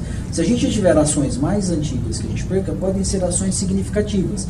Quando a gente for colocar no orçamento, a gente pode ter um fluxo de caixa negativo. Esse fluxo de caixa negativo, pensando inclusive agora na antecipação do 13º salário, a gente não pode deixar que ele tenha significância sobre o nosso patrimônio líquido principal. Então é esse trabalho, justificando o que você falou, que a gente vai ter. Se me falta 3 milhões naquele fluxo normal, esses 3 milhões ele tem que, aplicado, me dar a rentabilidade que aquele resgatado me daria. Então é basicamente esse o trabalho que a gente vai ter. Então assim, contábil e orçamentariamente isso não vai nos trazer problema, e financeiramente é que a gente tem que fazer esse trabalho de recomposição das carteiras. Eu não sei se seria possível, mas quem sabe fazer depois uma apresentação mais específica para a gente entender melhor um pouco como que vai ficar até a área contábil, um pouco, talvez ter que passar esse mês. Seria interessante. Na verdade, eu acho que assim, esse reflexo, Nara, visualizar isso que você está pedindo, a gente vai ter nos relatórios gerenciais, quando a gente colocar os relatórios gerenciais, em que a gente apresenta, né, as receitas, as despesas, o que foi para quê, como a gente fez, naturalmente lá vai estar explanada essa situação. Na hora que apresentar, a gente já vai conseguir, acho que, visualizar um pouco melhor essa nova composição. Mas assim, no primeiro momento, a gente não percebe nenhum problema adicional. Vamos pegar, se a gente pensar que a gente está lá com 37 milhões no fundo de zeragem, e que isso significa para a gente 3 milhões por mês durante 12 meses, 36 milhões, você vê que a conta se equivale. Anualmente, né? Estou pensando vamos então, mas pode ser que no segundo semestre a gente tenha uma avaliação atuarial completamente diversa do que a gente teve ano passado, e que para 2021, por exemplo, a gente tenha que fazer uma nova legislação atualizando essa lei 3738, que já atualizou 3153. Então assim, hoje, com o mercado do jeito que está e as vias das reformas previdenciárias que a gente tem, qualquer prognóstico que a gente faça de médio prazo, eu acho que assim, hoje é inviável. O que compete a gente é trabalhar com esses recursos, com esses fluxos financeiros, orçamentários e contábeis, para ter adequação legal. André, não sei se você vai, eu acho que você vai poder. Eu e o Edu estamos aqui discutindo, conversando enquanto você está falando, No quadro, é que talvez surja a dúvida a hora que esse quadro for para o site junto da ata. Aqui está dizendo assim, ó, no quadro 1, que é o financiamento através do aporte financeiro total. Valor anual, aí tem valor mensal e valor a pagar no ano. Que não é proporcional. E que, tá. Fazendo as contas desse aqui vezes 12, a gente chegou aqui. Mas nesse aqui a gente não... Vezes 6. Porque quando o projeto de lei foi apresentado para a Câmara, ele fazia referência a 2019. Isso foi um erro na recomposição, que isso foi justificado, inclusive, na aprovação do projeto de lei. O que acontece? É o primeiro, só o primeiro ano. Não, todos, na verdade. Ele dá, se você fizer esse valor mensal vezes 12, ele chega exatamente no valor a pagar no ano, que é a terceira coluna aí do projeto. Você falou do quadro 1. Quadro 1. Ele chega exatamente no valor. O que eu queria que você explicasse é assim, ó. A diferença entre o primeiro e o terceiro quadro. Isso. Primeira coluna. Isso. Tá. O que mesmo. acontece? Esse valor aqui é o valor previsto na avaliação atuarial. Essa coluna do meio já é o aporte reajustado de acordo com o IPCA daquele momento. E aqui ele significa o que vai ser o valor corrigido. Anual. E aí, Perfeito. por isso que você tem a multiplicação. Esse é o primeiro da avaliação, esse é o segundo aplicado, que é o e o terceiro é a multiplicação da coluna do meio, que significa a terceira. Eu imaginei que você estava falando do quadro seguinte. Pelo quadro seguinte, se você pegar... Pega o quadro 2. O quadro 2 e o quadro 3, eles têm o mesmo problema. Você pega aqui 2020, que é só o primeiro ano, você tem o valor anual de 475, depois você tem o valor mensal de 40, que é o aporte da Câmara, no caso. E o valor final no ano, 245. Que é menor, né? Só que, na verdade, por quê? Porque quando o projeto foi apresentado aqui, que foi lá atrás, ele se referia a 6 meses. Se você multiplicar 245 por 2 e dividir vai por dar 12, os 475 do primeiro quadro. Então é uma diferença de arredondamento, então ele saiu com um erro de digitação mesmo lá da prefeitura. Tá? Mas assim, no cômputo total, o que interessa pra gente, a aplicabilidade do que interessa pra gente é a coluna do valor mensal. Tá. E aí a recomposição dela... Até porque no quadro 1, a gente você vai correndo o olho, você vê que da primeira coluna para a terceira, muda em média 2 milhões. Na última, em 2 milhões. É o problema de correção. Mas aí... É por isso que eu falei para vocês lá no começo, que nem sempre essa história da ciência atuarial, que inclusive o Douglas está estudando agora, né, também, nem sempre 1 mais 1 é 2. Então, né? Tem toda uma parametrização, toda uma discussão. É muito difícil para explicar para o jurídico, né, Fábio? É muito difícil para a gente explicar para os jurídicos como que significa.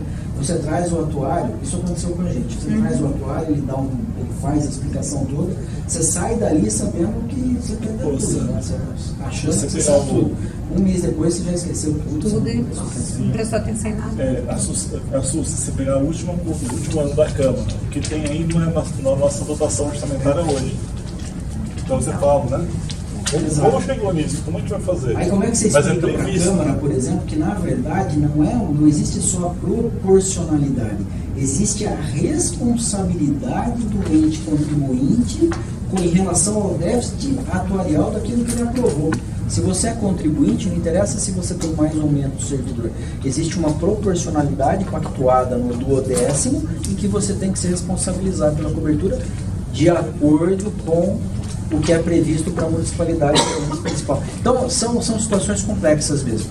Então, esses quadros, eles demonstram o cálculo atuarial. Se você pegar esse quadro e verificar o que está na avaliação atuarial, é copia e cola. Vai estar igual. Vai estar igual. Eu queria fazer uma pergunta que tinha esquecido, agora lembrei de novo. A questão das aposentadorias especiais, da insalubridade, eu acho que o Poliprem fazia já uma previsão de que ia perder as aposentadorias, né?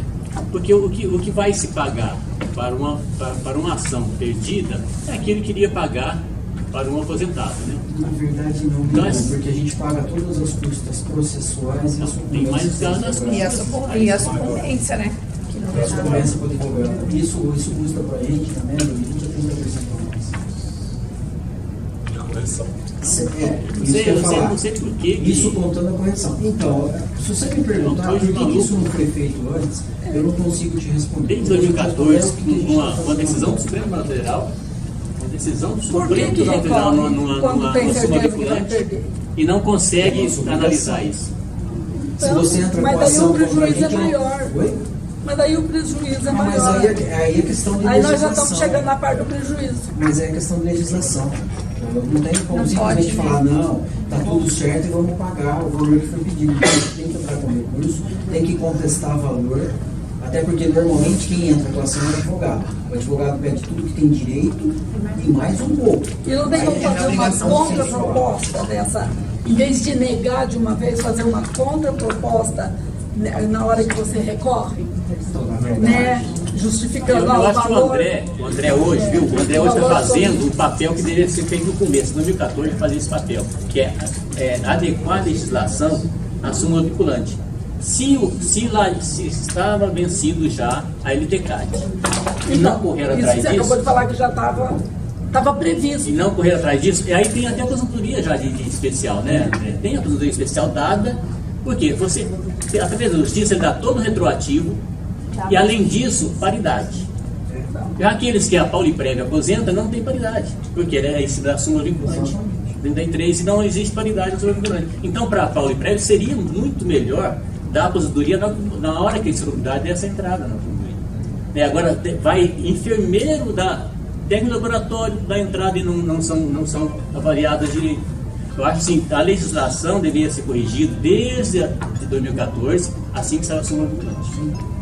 E o André agora está fazendo essa parte que e a gente tira a LTCAT tem fora outro problema, através do né? As PVC. ações que nós temos hoje são ações já contestadas, não são ações que as pessoas entraram hoje.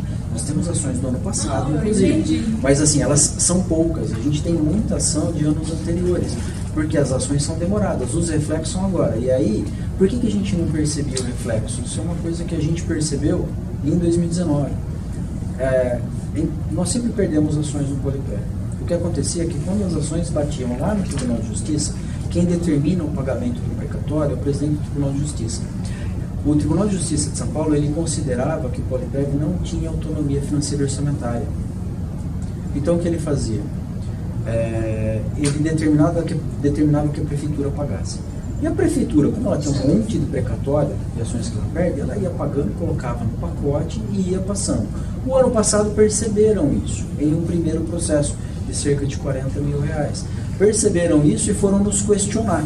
Quando nos questionaram isso, a gente realmente não pagava, né? Aí nós começamos a conversar. E quando nos questionaram, a gente descobriu que o jurídico da prefeitura, a Procuradoria Jurídica, já tinha notificado o gabinete já tinha mandado a informação para o Tribunal de Justiça. Então, o ano passado, nós reembolsamos a prefeitura com esse primeiro precatório que eles pegaram. Os do passado ficou por isso mesmo, mas a partir de agora, todo o precatório que chega no Tribunal de Justiça, se for nosso, se for para a prefeitura, eles pedem a alteração para a gente, mas o próprio Tribunal de Justiça já começou a nos encaminhar os pagamentos. Então, esse ano nós já recebemos 3. Na verdade, recebemos o ano passado, mas numerados para esse ano, 1, 2, 3, 2020. Esse ano a gente deve ter RPV, que são aqueles pagamentos em que tem, no caso do Tribunal de Justiça, são até 30 salários mínimos, né? Se a ação tiver até 30 salários mínimos, eles nos mandam pagar no mesmo exercício. Mas de precatório, a gente deve ter precatório agora só para 2021, e assim sucessivamente. Então, essas ações, como o Will está falando, elas vão ter reflexo no futuro com a gente. Qual que é o nosso papel? Minimizar, porque aquelas que já estão em andamento, e algumas delas a gente até tentou conversar e compor, mas para o servidor não é interessante. Por quê? Porque o que a gente pode propor para ele é sobre a nossa ótica previdenciária. E o que ele tem a perspectiva de ganhar acumulado com custas e mais a paridade é melhor. Nem eu posso indicar para o servidor desistir da ação. Entendeu? Porque para ele na verdade, para ter negativa e ir para a justiça e ganhar. Na verdade, hoje, inclusive, nós temos servidor que vai lá e fala assim, eu vou pedir, mas eu sei que vocês não podem dar, se você não consegue agilizar para mim a negativa, para eu entrar na justiça, eu falo, opa, não é bem assim, mas não. Por quê? Porque eles têm um ganho maior, né, Edu? E principalmente por conta da paridade. se nos colocarmos no lugar deles, a gente também não faria. Então, ponto. Exato. Não, como gestor, a gente faz coletivamente o melhor, mas individualmente, pensando como servidor, a gente não pode deixar de imaginar que se fôssemos nós no lugar de outras pessoas, não faríamos da mesma maneira. Exatamente. A gente tem que ter discernimento nessa questão. É por isso que eu sempre atendo o servidor e falo, gente, não precisa ter nenhum receio de falar que tem o que vai entrar com a ação, que é um direito individual de todo mundo, e talvez é um lugar para a pessoa fazer assim mesmo. E é em cima do direito que eles têm, né? Está negando o direito. Esse é o teu problema. O pior, né, Edu? Não é só em cima do direito, é em relação a essa sucessão de falhas que nós temos nas nossas legislações. Exatamente. Mas E a poderia ser sucessão corrigido de com má esse tempo. vontade também em resolver que nós temos a vida inteira e mais 6 meses. Mas a gente Tem um que da enfermagem do hospital que disse o seguinte para mim: olha, porque para ele já deu tempo de aposentar por idade e tempo de contribuição. Para mim vai precisar de trocação. Eu fui na Poliprev e ela falou para mim que não tinha direito. E faltava pouco tempo. Eu falei, vou mostrar para ela que eu tenho direito. Entrou com a ação, já ganhou a ação. E acho que já até comunicou com você, que eu até pedi para você ver como é que estava. Mas já ganhou a ação, já deu tempo de ele aposentar. E aí agora está esperando. E agora vai ter que esperar, porque vai ter que pagar o esperar. advogado. Aí pagar o advogado. Então é melhor esperar que ele tenha qualidade, tem tudo certinho, para pagar o advogado e receber em dobro. Além disso, receber em dobro. É isso mesmo. Então o que a gente vai fazer? A gente agora vai minimizar essas situações, mas a partir desse marco temporal, que é o final do ano para cá. Agora, o que está no passado, infelizmente, é assumir a responsabilidade e brigar para a gente recuperar esses valores perdidos de outras maneiras. Os investimentos, por exemplo. Dos que a gente ainda vai perder é muito complicado. Para esse ano a gente tem em torno de 200, 300, a gente tinha mais ou menos 350. O Douglas fez as avaliações, as atualizações que a gente precisa fazer, vai dar em torno, somamos 370 mil reais agora para esse primeiro semestre de 2020. Para 2021, eu posso estar enganado, mas pelos processos que a gente está acompanhando, e aí a gente depende basicamente das decisões judiciais. Mas eu acho que a gente deve ter no mínimo o dobro desse valor em 2021. E assim sucessivamente. Porque, salvo engano, a gente tem uma perspectiva, são 46 ações. A gente tem perspectivas negativas em praticamente todas. E quase todas nós, assim, o processo é muito parecido. Os peritos judiciais são basicamente os mesmos, porque a gente recebe, né, o boleto de pagamento do perito, a gente conhece os peritos, são basicamente os mesmos, ou seja, mesmo local, funções parecidas, mesmos peritos, os laudos são iguais, eles não são contraditórios. Então a gente tem essa perspectiva de perda. Então eu acredito que nos próximos 5 anos a gente vai ter um passivo aí de uns 3, 4 milhões de reais com precatórios. E com relação à questão da paridade, que não está tendo, que ainda não tem paridade, tem uma possibilidade, já existe uma possibilidade, aquela questão do repasse do PCCV. Porque isso é pano para manga que pode dar problema. Esse do Isso já PCCV, tem- assim, eu estou estudando uma alternativa no momento oportuno, a gente vai trazer até para discutir no conselho, pode ser já a gestão, para cá, para a gente discutir. O que acontece? A prefeitura não tem perspectiva de implementar a fonte de custeio. Mas isso pode virar prejudicante. Então hoje, na verdade, como a gente fez essa reavaliação atuarial e ela já começa a ter um impacto, né? Até equivocadamente, mas enfim, ela teve um impacto em julho de 2018, então na teoria, essa avaliação atuarial agora da lei 318, ela já traz uma parte desse impacto do PCCV composta no apoio. Já foi pensado junto. Foi pensado junto, mas não há um impacto total, que é um impacto de 6 meses. O que a gente precisa agora para a gente dar sequência nesse processo? E tudo com relação, em que os índices da lei de responsabilidade fiscal diminuem. Porque se os índices da lei de responsabilidade fiscal não diminuírem, eu não consigo impactar nenhuma despesa adicional. Então a gente está nessa discussão agora. Porque aí a prefeitura não pode dar Isso, o contraparte. custeio com os inativos, porque assim, embora a gente estime um decréscimo de folha, porque isso é acumulado em 12 meses, né? É mensal, trimestral, mas o acúmulo de 12 meses. Então a gente tem algumas discussões. A prefeitura entende um pouquinho diferente da gente. Nós entendemos que essa despesa de inativos e pensionistas não deve impactar o percentual de folha. A prefeitura, Que vai impactar. hora diz que sim, hora diz que não. Então a gente está acertando essa situação. Essa contrapartida que a gente está dando para a prefeitura, de um decréscimo de cerca de 3% esse ano, no índice da folha de pagamento, mas cujo reflexo ainda vai acontecer, porque a lei começa a vigorar agora em 2020, a gente, em contrapartida, está transferindo para eles o auxílio doença, que enquanto estava com o Instituto, ele é considerado despesa previdenciária, mas voltando agora para a municipalidade, ele passa a ser assistencial, e como assistencial ele vai impactar na folha de pagamento. Então, a prefeitura tem que primeiro reduzir os índices, depois nos dar esses parâmetros. E aí, nesse primeiro semestre, eu quero dar uma solução dessa situação, que precisa impactar. Já que essa história do PCCV todo mundo sabe que ela é confusa. Aqui na reunião da Câmara, um dos vereadores, né, até me questionando, falou assim, poxa, mas vocês tinham um impacto de, sei lá, 1 bilhão, né? Arredondou os 986 milhões. E assim, você está me falando que 10 anos depois isso dobrou. Eu falei, não, na verdade não. É que a gente não tinha um censo, a gente não tinha as premissas atuariais recompostas para a gente fazer um cálculo. Isso, e esse valor que o senhor está dizendo, não dobrou em 10 anos. Dobrou em 2, chegando a 3. Aí ele perguntou, mas qual que é a justificativa principal? Se eu aplicar os índices de reajuste, daria 200 milhões mais ou menos. Então, as peças deveriam estar em torno de 1,2. Mas o PCCV, ele significa de impacto no longo prazo para a gente, lembrando que essa avaliação é de 75 anos, com as novas grades de salário, principalmente do magistério, certo ou errado, eu não entro no mérito, vocês sabem disso, em torno de 600 milhões.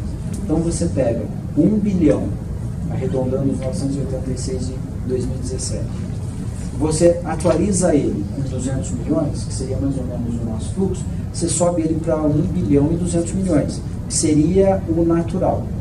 Quando você aplica, né, o impacto que não foi feito no Instituto, o custeio do PCCV, e aí você pega todas as situações, porque o atuário ele tem que pegar todas as condições do PCCV e impactar como se elas estivessem efetivamente sendo implementadas. Ele chega nos 600 milhões. Então, o problema é disso, em termos futuros, para o Instituto, caso isso não se solucione, vai ser um gasto absurdo, né, essas pessoas. Então, é muito complicada essa situação. Isso significa que qualquer reavaliação atuarial que a gente possa fazer, se a gente não tiver a equalização desses recursos, vão fazer com que as contas do Instituto fiquem cada vez mais comprometidas. Lembrando que a gente tem abençoado a DIN da migração, que embora algumas pessoas, nós fizemos as contas já, até foi uma pergunta que o Edu me fez, que se isso não seria positivo para o Instituto. Fica praticamente 0 a 0. Ou seja, a DIN tendo procedência ou não tendo procedência, o impacto para a gente, num curto, médio e longo prazo, é basicamente a mesma coisa, porque você tem menos servidores inativos, mas você tem menos dinheiro, ou você tem mais servidores inativos e você vai ter mais dinheiro, né? E aí a gente tem que fazer conta administrativo e político. O que é mais fácil e o que a gente tem mais força para conseguir brigar para manutenção da nossa autarquia ativa? Você ter mais gente brigando por ela ou menos gente? Então, e o resultado desses números todos, eu tenho participado de muitas discussões, que até foi, eu estou entrando um pouquinho na pauta, porque foi uma sugestão do Fábio, mas a gente vai tratar disso depois. Não, a Poliprev não tem nada a ver com isso, e é tão complicado, não para o Poliprev, mas para as finanças do município, que os próprios procuradores municipais, e aí todos, tá? Poliprev, Prefeitura e Câmara, que fundaram uma associação de procuradores municipais, vão fazer a solicitação para ingressar na ação como amicus curiae para tentar fortalecer a defesa do município, porque os números que têm sido levantados, os do Poliprev ainda são incipientes em relação à da Prefeitura. A Prefeitura, quando você traz toda a repercussão que isso vai ter para o município como um todo, e aí sim, com reflexo direto no Poliprev, a gente entra aí no caos. causa administrativa, político e financeiro. E para o servidor também, né? Não, o servidor O caos também para o caos está instalado. E quando a gente fala município, são todas as instâncias. É para o município, é para a prefeitura, é para o servidor. Porque assim, essa situação ela vai fazer com que o município entre numa situação de calamidade que ela nunca enfrentou. Pode ser que nos primeiros anos isso não tenha reflexo, mas ela tem no mínimo 2.743 ações em potencial para responder.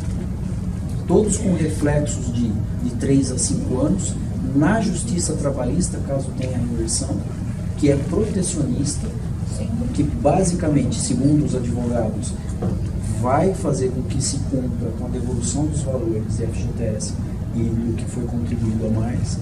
Aí a gente vai ter todo aquele problema de reversão de compensação previdenciária. A gente tem 200 milhões previsto para entrar no caixa, que já seria eliminado logo de cara, porque 90% dos nossos servidores inativos hoje, e que tem reflexo na Comprev, são migrados. Daí depois a gente não pode esquecer que tem o da migração de 2011, que se de 2001 for considerado inconstitucional, a de 2011 então não precisa nem defender. Não, tem 2011 só esquece.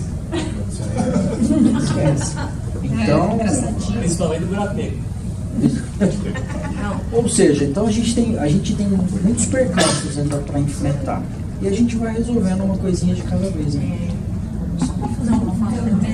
Já falei aqui uma vez com o Breda, essa situação da questão da migração, que pode vir a acontecer ou não, vamos supor no pior. E o pior, para mim, é voltar todo mundo a ser cientista.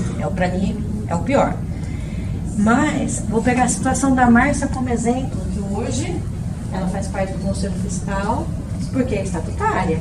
No dia seguinte, o que acontece com o Conselho Administrativo e Fiscal e a própria gestão do Poliprev? É um problema em cadeia. Sim. Altamente em cadeia. Desestrutura. Todos os setores seriam atingidos. Sim, desestrutura tudo. É que nem Não é tem um tal do efeito modulador, que também depende disso daí também. Mas o efeito modulador é ruim. Veja, se o modulador foi de mantém os inativos e volta os ativos, né, você reduz a nossa receita pela metade e mantém a nossa folha do jeito que está. Lembrando que se isso acontece, você também reduz o aporte atuarial. Só que se isso acontece, a prefeitura vai ter que compor de alguma maneira com quem está ativo e não vai poder continuar estatutário. Se não tem a modulação de efeito e volta todo mundo, aí você transfere o caos para a municipalidade e você inibe, porque a conta é simples. Se você pega hoje um estatutário que migrou, independente de quanto ele migrou, e você retroage ele, ativo e inativo, para a municipalidade, por exemplo, vamos pegar os inativos do Poliprev hoje. A gente já tem vários inativos que foram usados, que vão lá, nos questionam, a gente tem vários protocolos que eles entram na prefeitura e que a gente responde pela impossibilidade, pedindo para voltar a trabalhar. Se essa inconstitucionalidade ela for assim, julgada procedente, então essas pessoas têm as aposentadorias anuladas. Se você tem aposentadoria anulada, você não se aposentou, você vai voltar para ser seletista, aí você vai entrar com o processo de aposentadoria para o INSS, e aí restrito ao teto do INSS.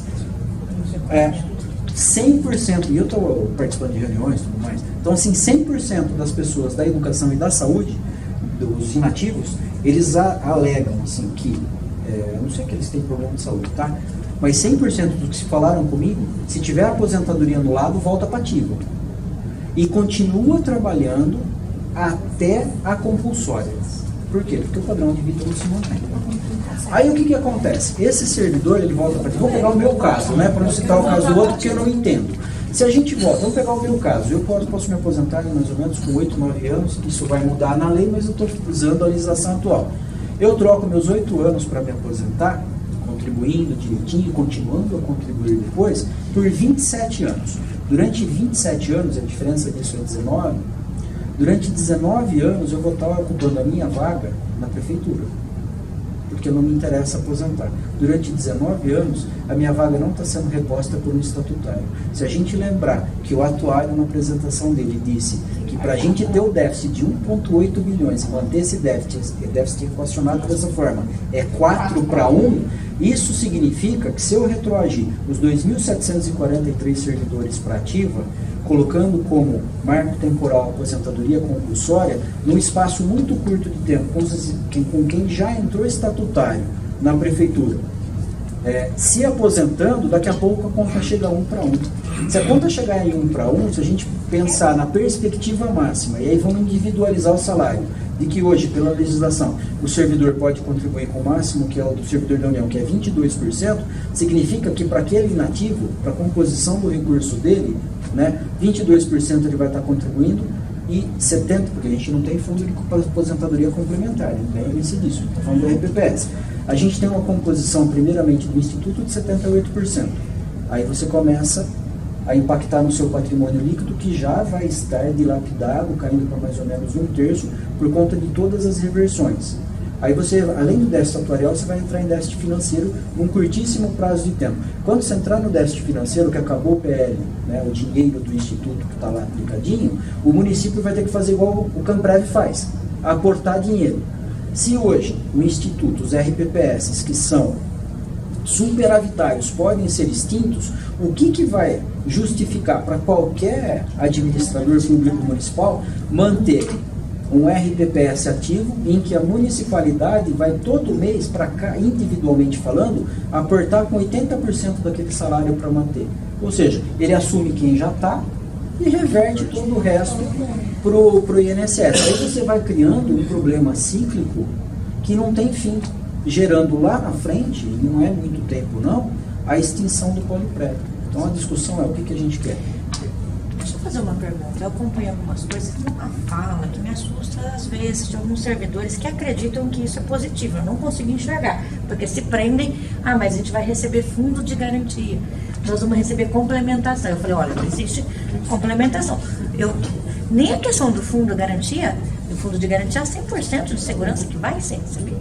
Existem duas correntes. Que eu entendo que a legislação do fundo de garantia mudou. Né? O que era 30 anos de prescrição, agora é 5. O que vai... O advogado vai ter que ser bom. Assim, eu, particularmente, eu defendo a tese que a gente deve brigar pelos 18 anos do FGTS. A prefeitura entende que ela deve pagar os 5, mas a prefeitura está muito assim, vinculada ao Código Civil, a legislação de justiça comum. E a gente, naturalmente, vai se basear na trabalhista. Então já existem correntes dizendo o seguinte, olha, se você for fazer um acordo, provavelmente vão te propor os 5 anos. Mas, se você for pensar na legislação trabalhista, são 5 anos de prescrição a partir do momento que você tem conhecimento daquela situação. Que é aquela história, né? O direito não assiste a quem dorme. Só que a inconstitucionalidade, ela vai ter um marco temporal. Embora você não tenha prescrição para julgar artigos inconstitucionais, mas enquanto você não tem o julgamento pela inconstitucionalidade, você presume que a lei municipal é constitucional. Ou seja, eu vou tomar ciência dessa inconstitucionalidade a partir do trânsito em julgado. E a partir desse trânsito em julgado, que isso é só no STF, mas vamos retroagir. Eu entendo que se a gente perde essa ação, e aí eu falo a gente porque é 2/3 do quadro do município hoje, se a gente perde essa ação no TJ, eu já acho que a galera vai entrar todo mundo com ação já de primeira instância, requerendo o quê? Né, os 18 anos. E aí a interpretação jurídica, judicial, a perder de vista, mas ou seja, o transtorno, o trauma é muito grande. Financeiro para a prefeitura, porque é aquilo, não é só a devolução do valor, é a devolução do valor corrigido. E naturalmente danos morais. Aí a prefeitura perde uma ação, por exemplo, de devolução daquilo que o servidor contribuiu acima do teto. Se o município perde a ação, ele vai ter que pagar, porque a ação é contra ele. Mas naturalmente ele vai justificar o quê? Que ele repassou esse valor para o Polipred. Então ele vai pedir o quê? O resgate ou a compensação desse valor do Polipred, ou como devolução imediata, ou como compensação, por exemplo, do valor aportado da dívida. Então, você começa a ter esse problema. Vai ser de 5 anos também. Além das... Então, mas aí depende da... Não, mas eu estou baseando naquele movimento de aposentadoria que nós pagamos. Lembra que o sindicato entrou na justiça porque queria os 9 anos? Então, mas aí é que tá. Isso é uma tese que eu discuti desde o início do... A gente teve a prescrição nos 5 anos por ser justiça comum. Tinha que ter entrado porque a gente era estatutário. Se tivesse entrado na justiça trabalhista justificando que era devido enquanto seletista, né, e pedindo o período prescricional como direito previdenciário, não tinha dado só 5 anos. Na Assembleia aceitaram receber nos últimos 5 anos. Foi bem... Houve convencimento, o pessoal aceitou. Foi bem difícil, viu? Foi complicada a situação. Eu acho que aquilo lá não é parâmetro, assim como pessoas que não continuaram contribuindo com 5%, depois foram aposentados pelo complemento da prefeitura. Teve Assembleia. Foi a Assembleia do Sindicato que falou que a gente pode tentar os 9, mas vai demorar anos. Aí o pessoal tudo assim, sim. Mas a juíza determinou só 5 anos. Mas porque era na justiça comum. É exatamente a diferença que eu estou falando. Para você ter uma ideia, essa situação é tão confusa que ainda hoje o Tribunal de Contas questiona a prefeitura em relação ao pagamento do complemento para quem não teve contribuição. Quem tem servidores assim. Mas isso é tempo para a próxima reunião. Não, agora a gente tem que colocar mais, né? Você já respondeu. Isso daí é. Já respondeu, filho. Se não vai precisar de uma reunião só para esse assunto, já dizendo que vai ter. E vai longe ainda. Senão, vai Depois, com o frente. passar do tempo, quando for tendo mais informações, que eu tenho que discutir isso, dia 21 tem um encontro do jurídico que eu vou trazer informações. Mas agora, assim, a gente tem a tese de que o 112 ele é constitucional, porque ele é anterior à emenda constitucional 19, ele tem um marco temporal de 4 de junho de 98, que se reflete especificamente no artigo original 41 da Constituição Federal. Então, assim, não dá para falar. 21 às 19 horas tem a reunião do pessoal que está se organizando com relação à TIM, Isso, da associação. da né? associação. Então, quem estiver assistindo a reunião aqui, quiser ter mais informações, que compareça no dia 21 às 19 horas.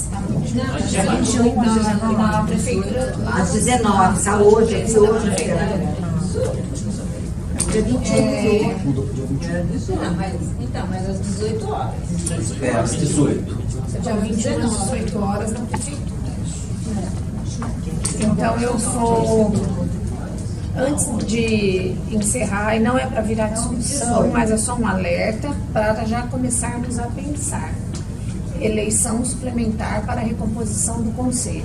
Só para o conselho já amadurecer a ideia e pensar. Não é para virar assunto de pauta agora, pode ser da próxima. É só informe? Então, só um alerta. A gente já está revoltando, já falei com os sindicatos, eles vão querer mudar os representantes deles. Né? Da comissão. Eu não destituí a comissão eleitoral, né, que inclusive que o Reginaldo fazia parte, porque a gente tinha todo o trânsito da certificação num determinado período.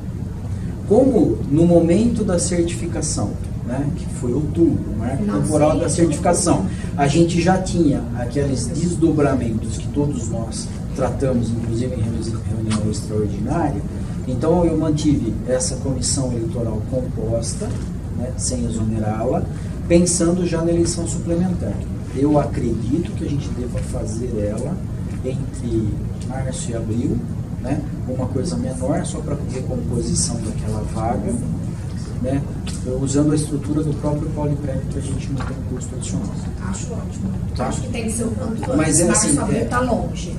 Então, mas é porque a gente tem que ter toda a preparação.